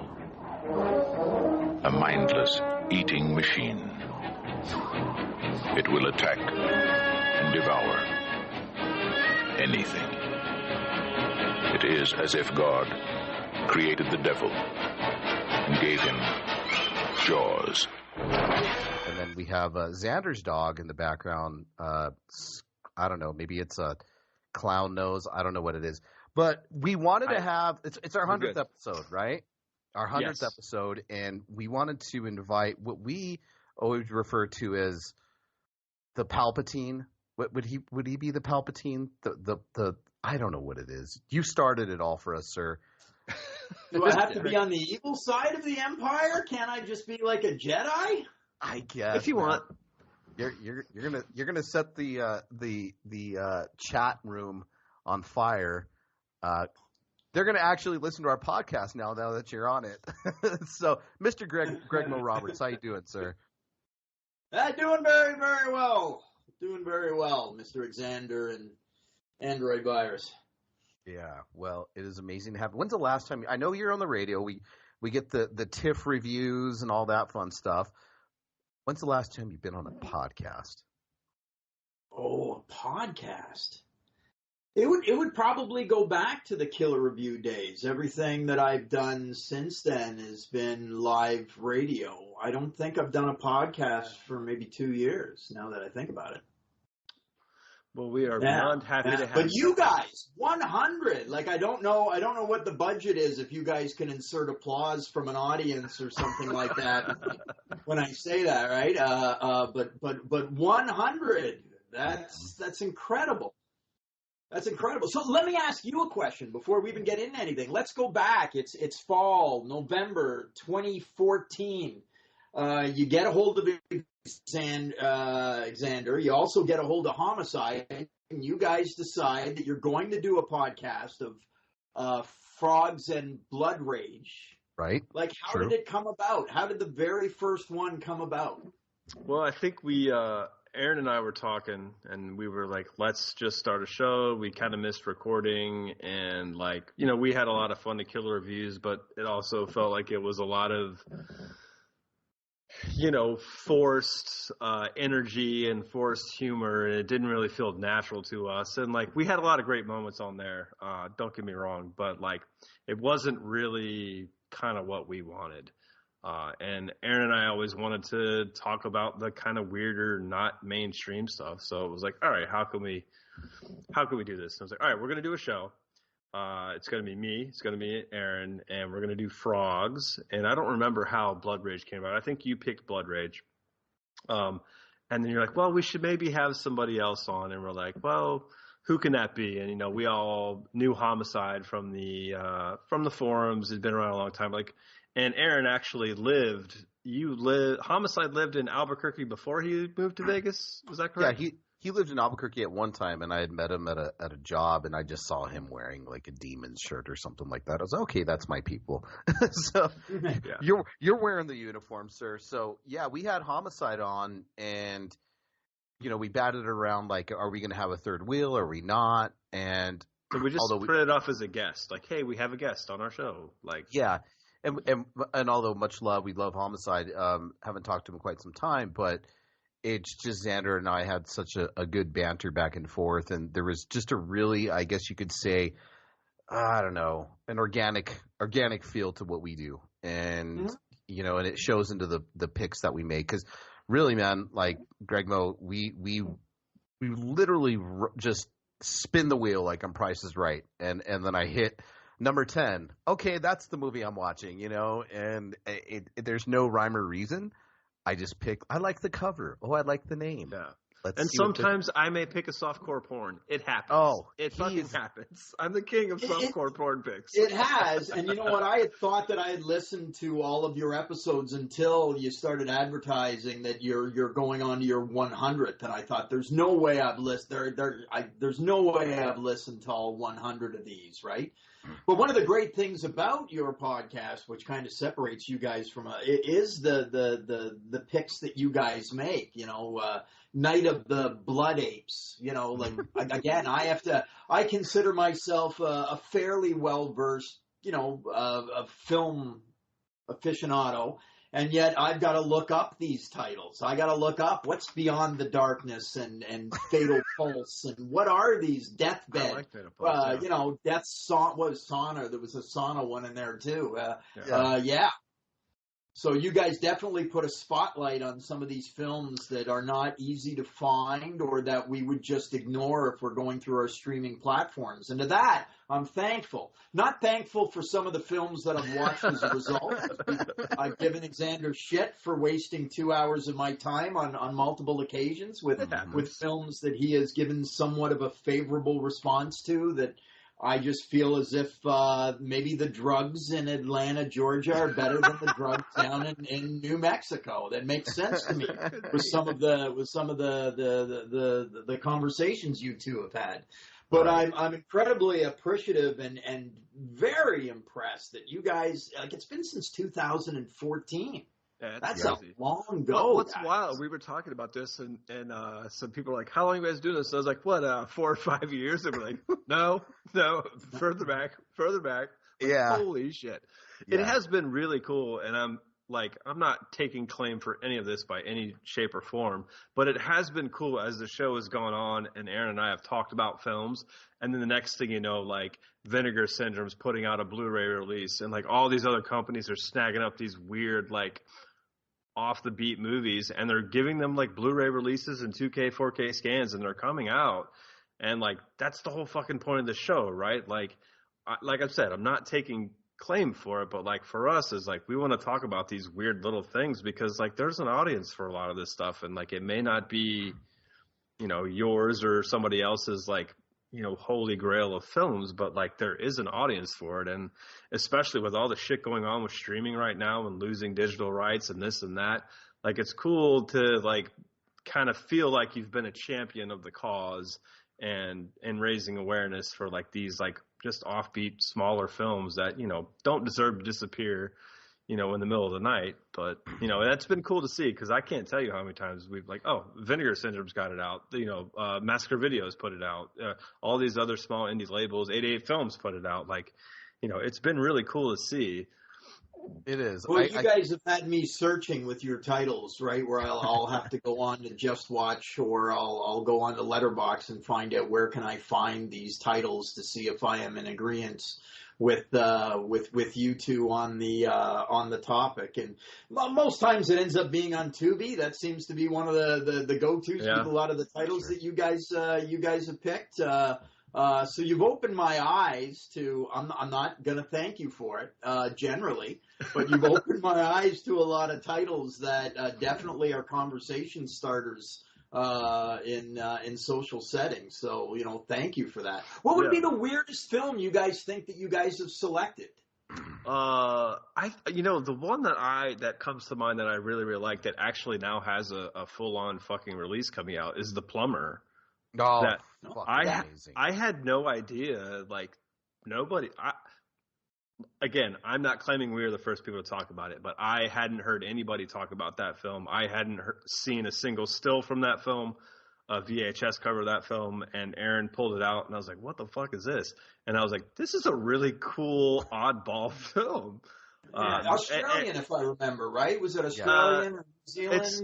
Australian. It's not from North America. I know that. Yeah, it's Australian. But it was such a really cool, like, kind of psychological slasher like flick that was like, very unexpected. No blood, but it was good. It was good. It was really good. Yeah. Have you guys ever picked a film? Because you each pick a film. Have you ever picked a film that you say, I know Aaron's going to hate this?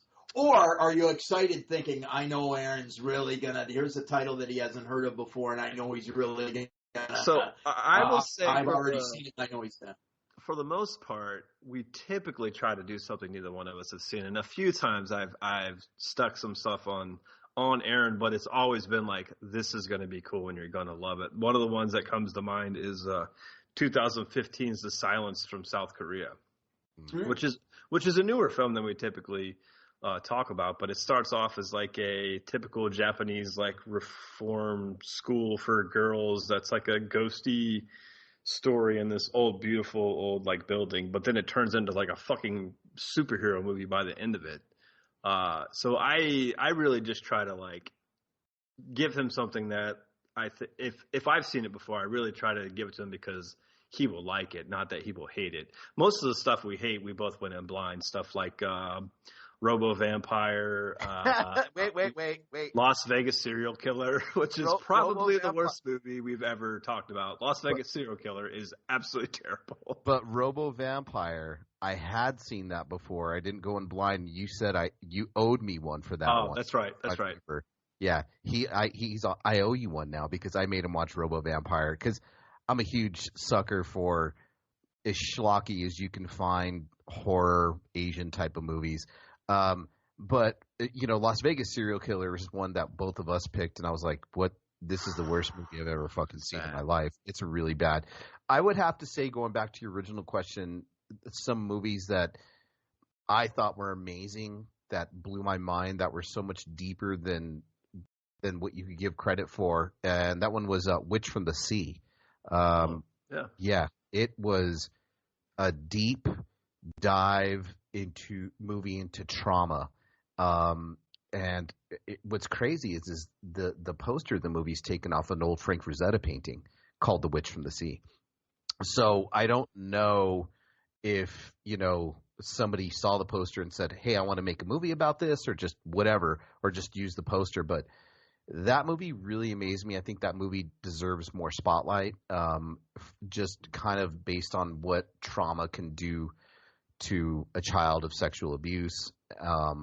It was, and then the ending just disgusted me. But like, Yeah, that really sticks out to me as far as movies are concerned. And also, really, honestly, some of the movies that stick out to me mostly are the ones that Xander picks, and not to joke around, but really the late night Skinamax movies he picks. And some of Storm them Swept. Storm Swept. Yeah, some of them have some really decent storylines.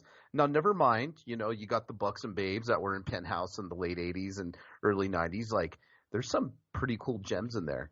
Yeah, it's like really Storm Swept, like Deadly Instincts and Sorceress, Witch Trap, and some of those things. Yeah, and it's always cool to find a lot of foreign films. With some of the best movies I think that we do, we find these either American produced films or let's say Italian produced films. Let's say the Italian produced films are shot here in America. It's like you get the point of view of an Italian film director and what his thoughts of America are, which are completely weird. And then you get movies from American producers that are shot in South America or they're shot in South Africa. And it's like they're trying to dub like the South Africa ghetto as like a ghetto of LA. And it just doesn't work. But it's just finding just these really weird niche films that people are forgotten about. Kind of reminds me of a book that I have called VHS Cover Art. I don't know if you own that, Xander. I don't have that.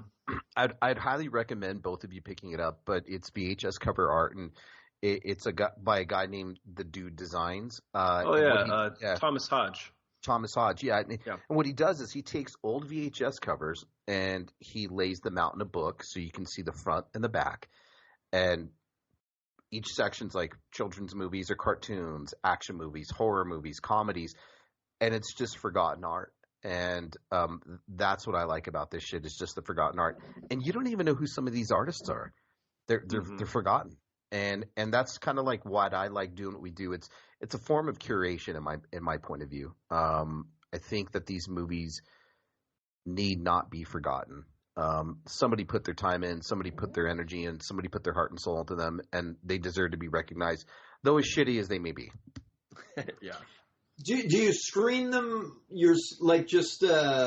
alone, or like do you have your significant others at any time besides what the fuck am I very rarely will the only time that my wife will be around is if she's really into like ghost story stuff. So if it's like a ghost story or for whatever reason she likes films that like are in insane asylums or hospitals, if it's stuff like that, she'll watch it with me. But for the most part, no. So she wouldn't be into trash humpers? No trash humpers. No trash humpers. What about you, Aaron? Does any of the family sit on the couch with you at least at the beginning of these and try to invest some time? One of my twins, Noah, my twins are now 18. So there you go. There you have it. That's how they were like 6 when we were on KR. I want to say like 4, dude. 3 or 4. They're now 18. So Noah, he's kind of my little clone. He will watch the shittiest movies with me. He loves them. It depends on what Rachel will watch with me. I know her, like kind of Xander. I know what her forte is. I'm like, hey, babe, you're going to really like this movie. Why don't I'm going to stop it now. Let's finish watching it together. I'll rewind it. I'll watch the first 10, 15 minutes, but it doesn't matter to me. I'll watch it over again. But, but mostly when we're picking something that's like a rated 2 on IMDb or 1.5, yeah, that's a sure shot. I'm watching it by myself at work while I'm doing emails or a budget. You're like, sorry, love, this is a David Dakota film. You are not going to enjoy this one. Totally. Oh, if I could give you another accolade for the show, one of the things that I really like about your podcast is that sometimes, like even I'll know with the films that I know that you guys are going to discuss that they're both pieces of shit, right? They're just terrible wastes of time or whatever. But you wouldn't know it the way you guys approach it. Like you can tell from your attitudes right from the beginning and the way the flow of the conversation is going. You know what I mean? You're not showing your hand as far as, oh, I just got to get through this because we saw it and I got to go through the motions, right? You guys actually do invest, and you guys always seem to be able to find one or two things out of every film. You know, maybe it was a good kill, maybe it was a nude scene, maybe it was just one part of the dialogue. There was even one that you guys, just like the credits of a particular movie. So you guys are able to find a gem, amongst all of the coal. So hats off to you for that. I see a tremendous amount of movies, but I don't know if I would have the resolve to sit through some of the shit that you guys have waded through. Like you guys are just, Tim Robbins and Shawshank Redemption, just, in that tunnel of shit during the storm trying to get out. And congratulations for, giving us, multiple years of entertainment while doing it. Yeah, so that was kind of part of the reason this year we mixed up our Halloween shows, because normally we do the 30 films we'd never seen, but like some years that is like the hardest 30 days of my fucking life. Me to too. get Yeah, through. We do not like record the 2 months after. Sometimes we're like, it's like the end of it's Halloween and then the year's over. We don't record until January. But this year was really cool. I was very happy with what we came up with this year, because it was all stuff that we thought was kind of unsung heroes of horror and not talked about enough. And it was just I got to show Aaron some stuff that I really, really liked that we wouldn't normally talk about on the show, and vice versa. And I thought that was really cool that we spent some time on that. But I think we'll probably get back to the 30 days of horror and doing the whole grind. But man, like you said, like elbow deep in that stuff for day after day after day after day is hard. And like, I mean, we love this stuff, but like, it literally does, like it messes with your psyche a little bit. It does, and I'm not gonna lie to you, like it becomes stressful. Like it's like, I'm stressed. Do I really got it? It's like on top of everything else, I gotta watch these movies. Fuck. Okay. Well, it was part of the reason we brought Mona in on some of those shows, because, Mona really wanted to get in on the Halloween and do the episodes with us and this and that. And we were like, we were running out of steam essentially. And we were like, all right, we got to get something's got to change. So we brought Mona in, and Mona really did a really good job of like kind of changing the perspective of, a lot of that stuff. And like specifically for me was when she decided to do, I'm doing films to deal with witches and a few other things. It was very, very cool to hear like her perspective on some of these like witchy films and how they were like, I consider myself to be very aware of like misogyny and this and stuff like that. But it was very cool to have her on and be like, well, there's all these other little things and I was like, oh fuck, I didn't think of any of that.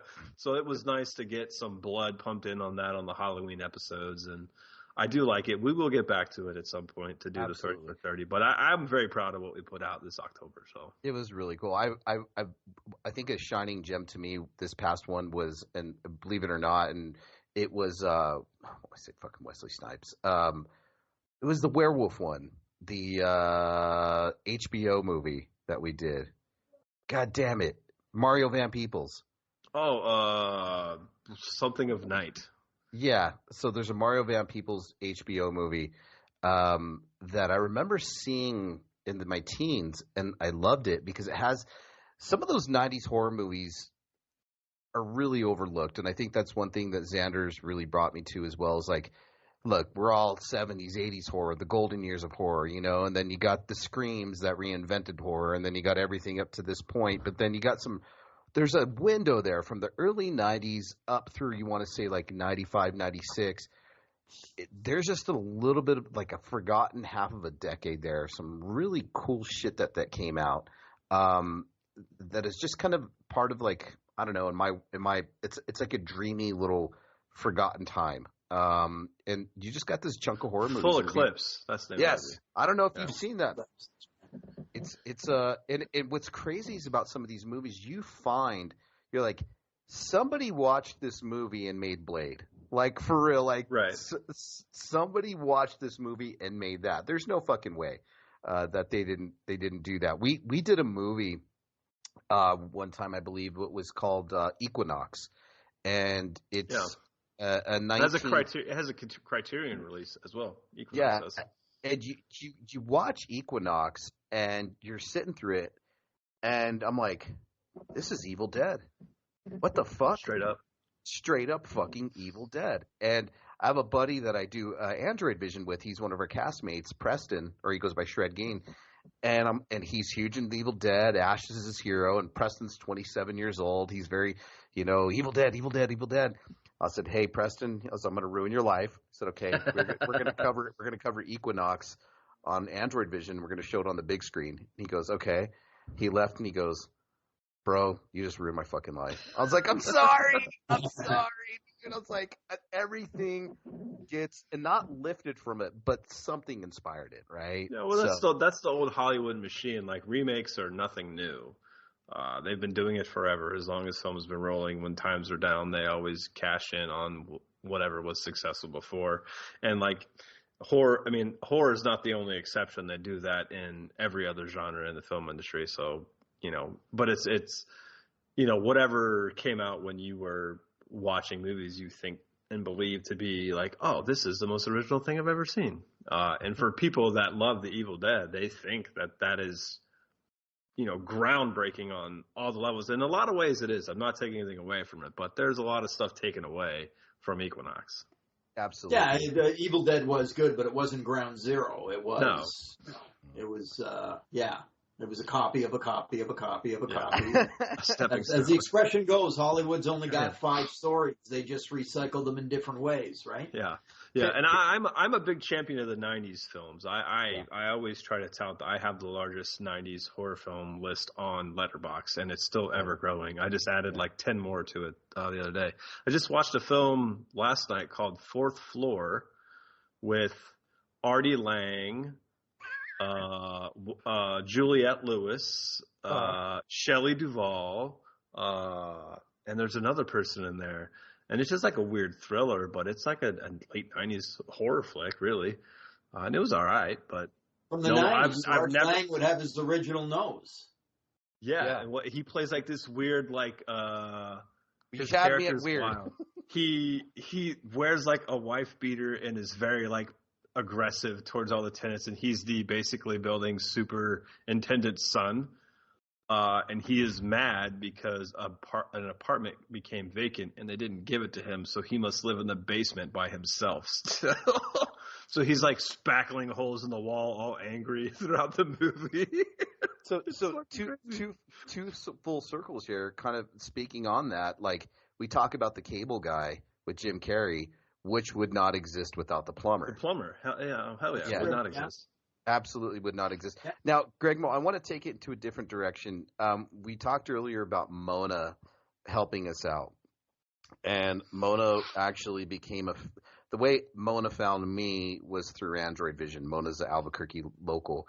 And, pandemic was hell on everybody. So a lot of people, that's where I got a lot of my most viewers was during Android Vision. And she just kind of got enthralled with Android Vision. Really, who are you? What is this? What do you do? You're a weird guy. What the fuck is going on here? He's laughing. But I said, this is what we do. This is what we are. And then said, hey, you should check out Cemetery Gates podcast. And she's like, this is my favorite podcast. I can't wait for it to come out. You guys are doing amazing with it. This is really, really cool. And then I have to tell her, this is where we started. This is what we got going on. And then I told her, hey, we're going to have Greg Roberts on. And she's like, who is that? And then I went to a whole history with her, like an hour-long conversation about Killer Reviews, where it all started. So essentially, she's like a granddaughter of Killer Reviews. That's the way I look at it. Like it's like, she's a granddaughter of Killer Reviews in a weird way, and because that's where it started, and it's just, I don't want to say festering is the right word, but we'll say branching out to a lot of these people, and then you got Preston, the kid that I do Android Vision with, that everything that we've done, everything I've done with Xandra, everything that started with Killer Reviews, everything that started with you and Butcher and everything back in the day has branched out so far. And you got these, Mona's, she's about 40, but Preston's 26. And it's like, this shit in a weird way is still branching out and is affecting some people. And they don't really know of the roots, and I have to explain to the roots to them where it all started. So I have to thank you for that, sir, because you have really, really inspired me. You've been so kind, even back in the day when we used to get screeners It's Friday. We got screeners from Gregmo in the mail. Just. I mean, Xander we were talking about like in a previous interview where when we got into the Hell Forum on KR, and as soon as you got in, you got a fucking pile of films from Gregmo as your welcoming gift. Yeah. Whether it be DVDs or electronics, absolutely. I still get 5 or more screeners a week. Still. My email I get, they're all digital now, but digital now, RJE Films and 44 Films and a few other companies, I still get 3-4 emails a week from them. Here's your screener. I'm like, I don't ever watch them, but I still get them. So I watched a few of them. You talked about, there's a couple of things that you guys talked about today. As far as the 90s, we're working on In Search of Darkness. We got the 90s that we're working on next, right? So there's going to be that documentary of 20 hours. And maybe I'll have to circle back with you, Xander, because I will have the opportunity to pick a couple of films for that particular series as I did with with Volume 3. And who better to go to than someone who, relishes and bathes in 90s horror. So, we might circle back there. I would love it. I would gladly assist. You guys were also talking about how exhausting it is to go through the Halloween kind of 30 some I did 72 days. This year in October by myself. I did 72. That's kind of an average. That's kind of an average month for me. But imagine doing that on the festival circuit, right? Imagine at least you're doing it in your home, right? I go to a couple of festivals per year, and knowing that you're seeing 4 or 5 films in a day at 4 or 5 different theaters. And you got to get out of one, and you got to, get in your car, or you got to take the subway or do whatever, get to the next one, and then come back to the theater that you just left 2 movies ago to catch the third one and spend the day. Talk about exhausting. Talk about exhausting. Legs. Going back to the 90s. It is. So I was going to say, going back to the 90s, I was going to say, Xander picked one that blew me away, The Sleeping Car with David Naughton. Primo. So if you make a suggestion, I did. When he first talked about it, he was like, "What do you think needs to be included?" I was like, "The Sleeping Car" from 1991. Absolutely, it's so good. Yeah. We love that one, and we just kind of.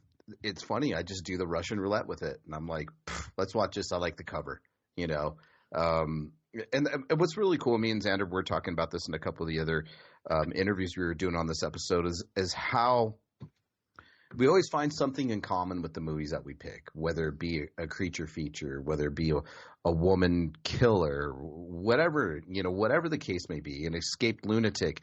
There's always some weird correlation between the movies that we pick, which I think is the magic of the show that we do. Okay, so what's the correlation between Frogs and Blood Rage? First show. Yeah. Fair enough. Oh, they don't both take place around water, kind of. Fair enough. Yeah, you can do that too, I guess. Yeah. Sure, why not? Yeah. I don't even know why I picked Frogs, and I have no idea why. I think I picked Frogs because it's like I've never seen Frogs. I think that's pretty much all it was came down to. And gave you an excuse to watch it and then talk about it. Yeah. And the biggest thing that pointed out to me in Frogs was Sam Elliott's trouser snake. I mean, that thing should have just been a part of the killer. Movie. Yeah, I mean, Jesus Christ. I mean, down past the front pocket. What the hell has he got going on? So I just watched, as pronounced as that is, I watched that It's a Wonderful Knife with Justin Long, and like his giant fake teeth steal the show in that fucking movie. It's such a big set of veneers he's wearing. You're like, oh my God. You can't look past it. You can't look away. No, it's almost distracting in the film, to be honest. It 100% is. It really is. It is getting to the point where I am losing track of new horror. I was lucky enough and blessed enough to be asked to be a part of one of New Mexico's first horror cons called Morgan Crypt. And leading up to the con, they're like, hey, can you do like a promo for it? Can you do a trivia movie night or a trivia movie afternoon at one of the breweries? Can you write the questions? I'm like, totally cool. Not a problem. sent the questions to the organizers, and she's like, hey, I'm like, yeah. She goes, love you, great guy, but I don't know any of these fucking movies you're talking about. And I'm like, I've never seen Terrifier. I'm sorry. Like, I've never seen this, and then she's like, can we gear some of these questions more towards the guests that are going to be there? Maybe something newer. I'm like, yeah. And so in that regard, I am missing the boat a little bit with some of this newer shit. I will say that. And it's because my head is so deep dive into this old, just obscure shit. I told Xander I shut off fucking Saw 3 the other night because I was completely bored. Saw X. Oh, Saw 10. I don't know. See, I shut off Saw X and I was like, ugh, really? I haven't seen that one yet either, so. But I have Xander and I were talking not too long ago about just the state of horror today, right? Where I think, Xander, you were saying that it's going to be very hard for you to come up with a best of in horror for 2023, just because this year has been lacking a little bit in overall quality. Yeah, for sure. It's been last year was incredible. Last year was one of the best years. I probably since 2008 off the top of my head, because 2008 was the year that we got all those really great like French horror films. Like that's when like Frontiers and Inside and all that stuff came out, and like everybody was blown away by that. But last year was great. But this year, currently, if I made my top 10 today, probably only one film would have been, if it had come out last year, would have been in my top 10. So that means only one film would have been in the top 10 of last year. And this year it's just like, yeah, we're still suffering from the COVID effect, right? Yeah. We're still suffering from how studios were able to run and what they were able to do. And then you had, of course, the writer's strike. Now, a lot of the films that you guys watch, I don't even know if there are fucking writers. So I don't know if that actually comes into play with some of your selections. But I think that's one of the reasons why we haven't seen a great swath of good horror films this year. There have been some titles, and I gave you some to look out for. And, so there are a few gems still to potentially see. A couple of those are on my list this weekend, and I still want to see. A lot of people are talking about Tiger Stripes, and I haven't seen it yet. But it seems to be a love or hate film. So, and I think it's from Turkey or something. I can't remember. It's foreign. But I believe it is from Turkish, yeah, and people are raving about that one, so that's on the list. But I'm not overly optimistic that it'll be great. But I don't know. Yeah. All right. So where do you guys see, like, what's in store in 2024 for you guys? Are you still gonna churn them out once a month, or is there going to be a different direction or focus on a particular not so much genre, but era or actor or otherwise? Or are you just going to go with it's kept you guys successful up to now and just randomly spinning the wheel? A part of me wants to dig hard into the 90s just so we can be ahead of In Search of the 90s documentary. And I'm down for that.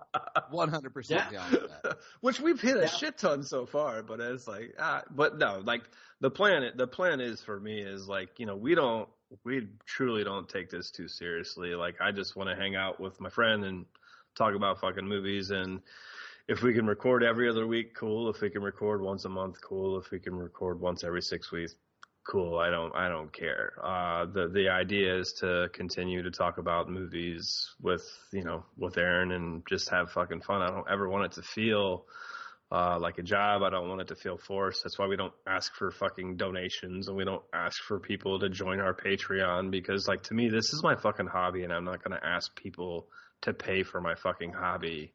Like, I'm not doing that. Like, so you can listen or not listen. I truly don't care. Like, I'm thankful for the listeners we do have, but truthfully, I don't look at the numbers hardly ever, and I don't. Me neither. And I don't, I'm not saying, oh, we need better equipment. If you could give us $5, fuck off. I don't care. I want to talk with my friend about movies on the internet. You want to listen? Cool. If you don't, I don't care.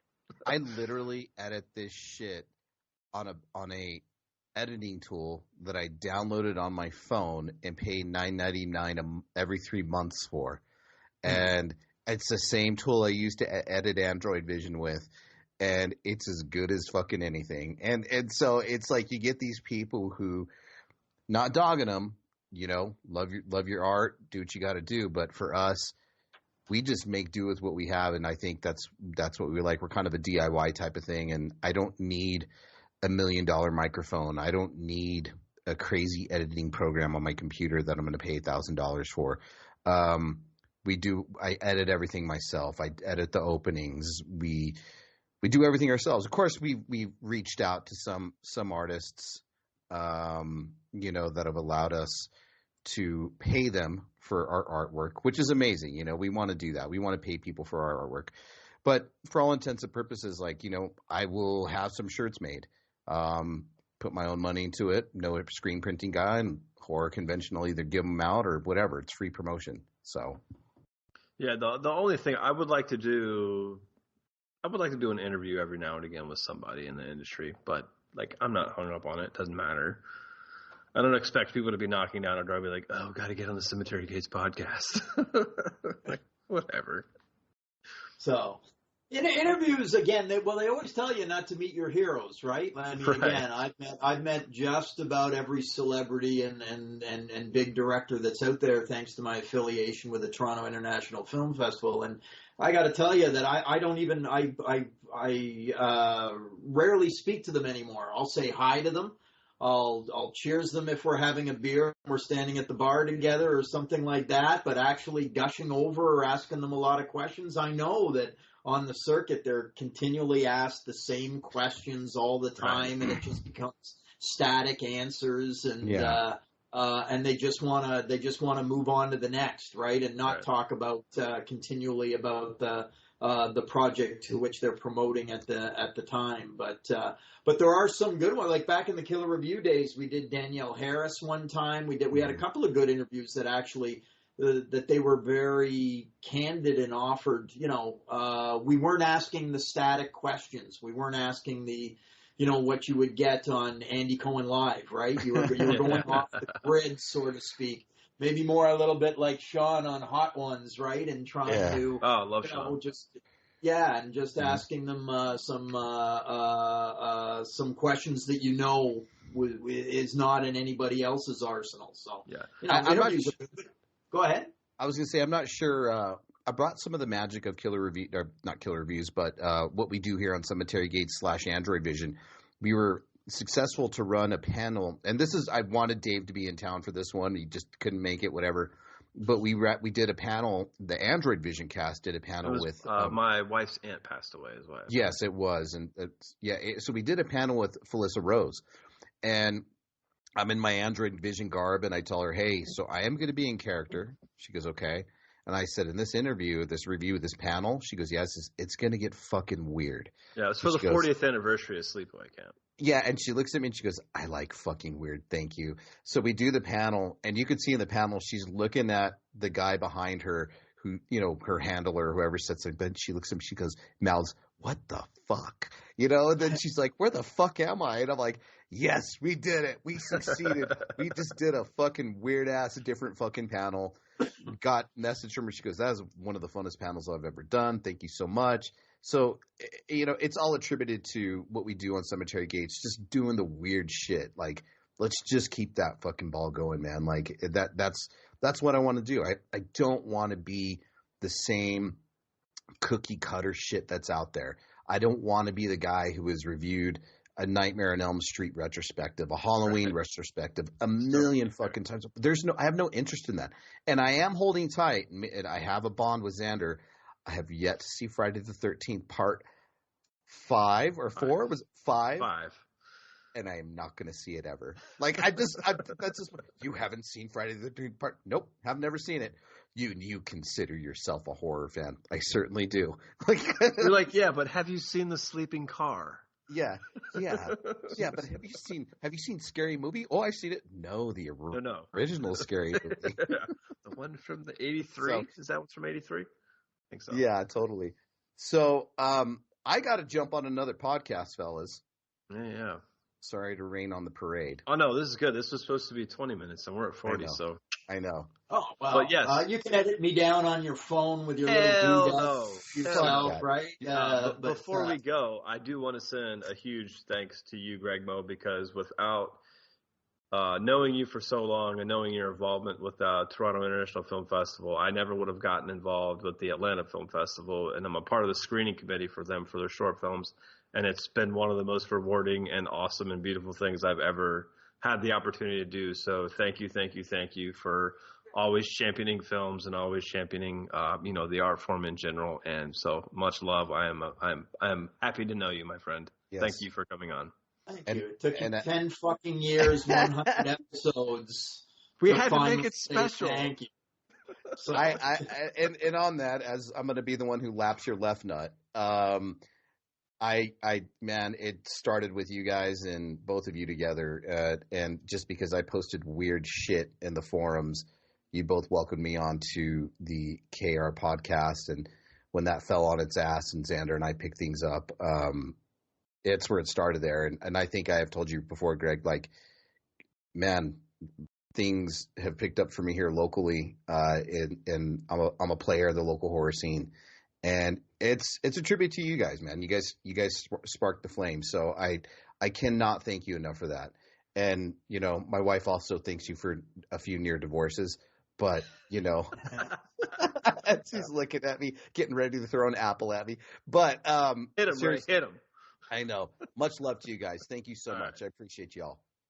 Right. Well, I'm glad that again our orbits were in the same universe, and hopefully someday the three of us can sit at a table together and have a beer and talk horror. Absolutely. Absolutely love it. And I'd love to have you on in the next year, and we'll force you to watch some shitty movies. Yes. Absolutely. I'm game for that. I'm game. All right. Thank you, gentlemen. Yeah, we'll have you back, Gregmo. Cheers, gentlemen. Good night. All right. Take care, night.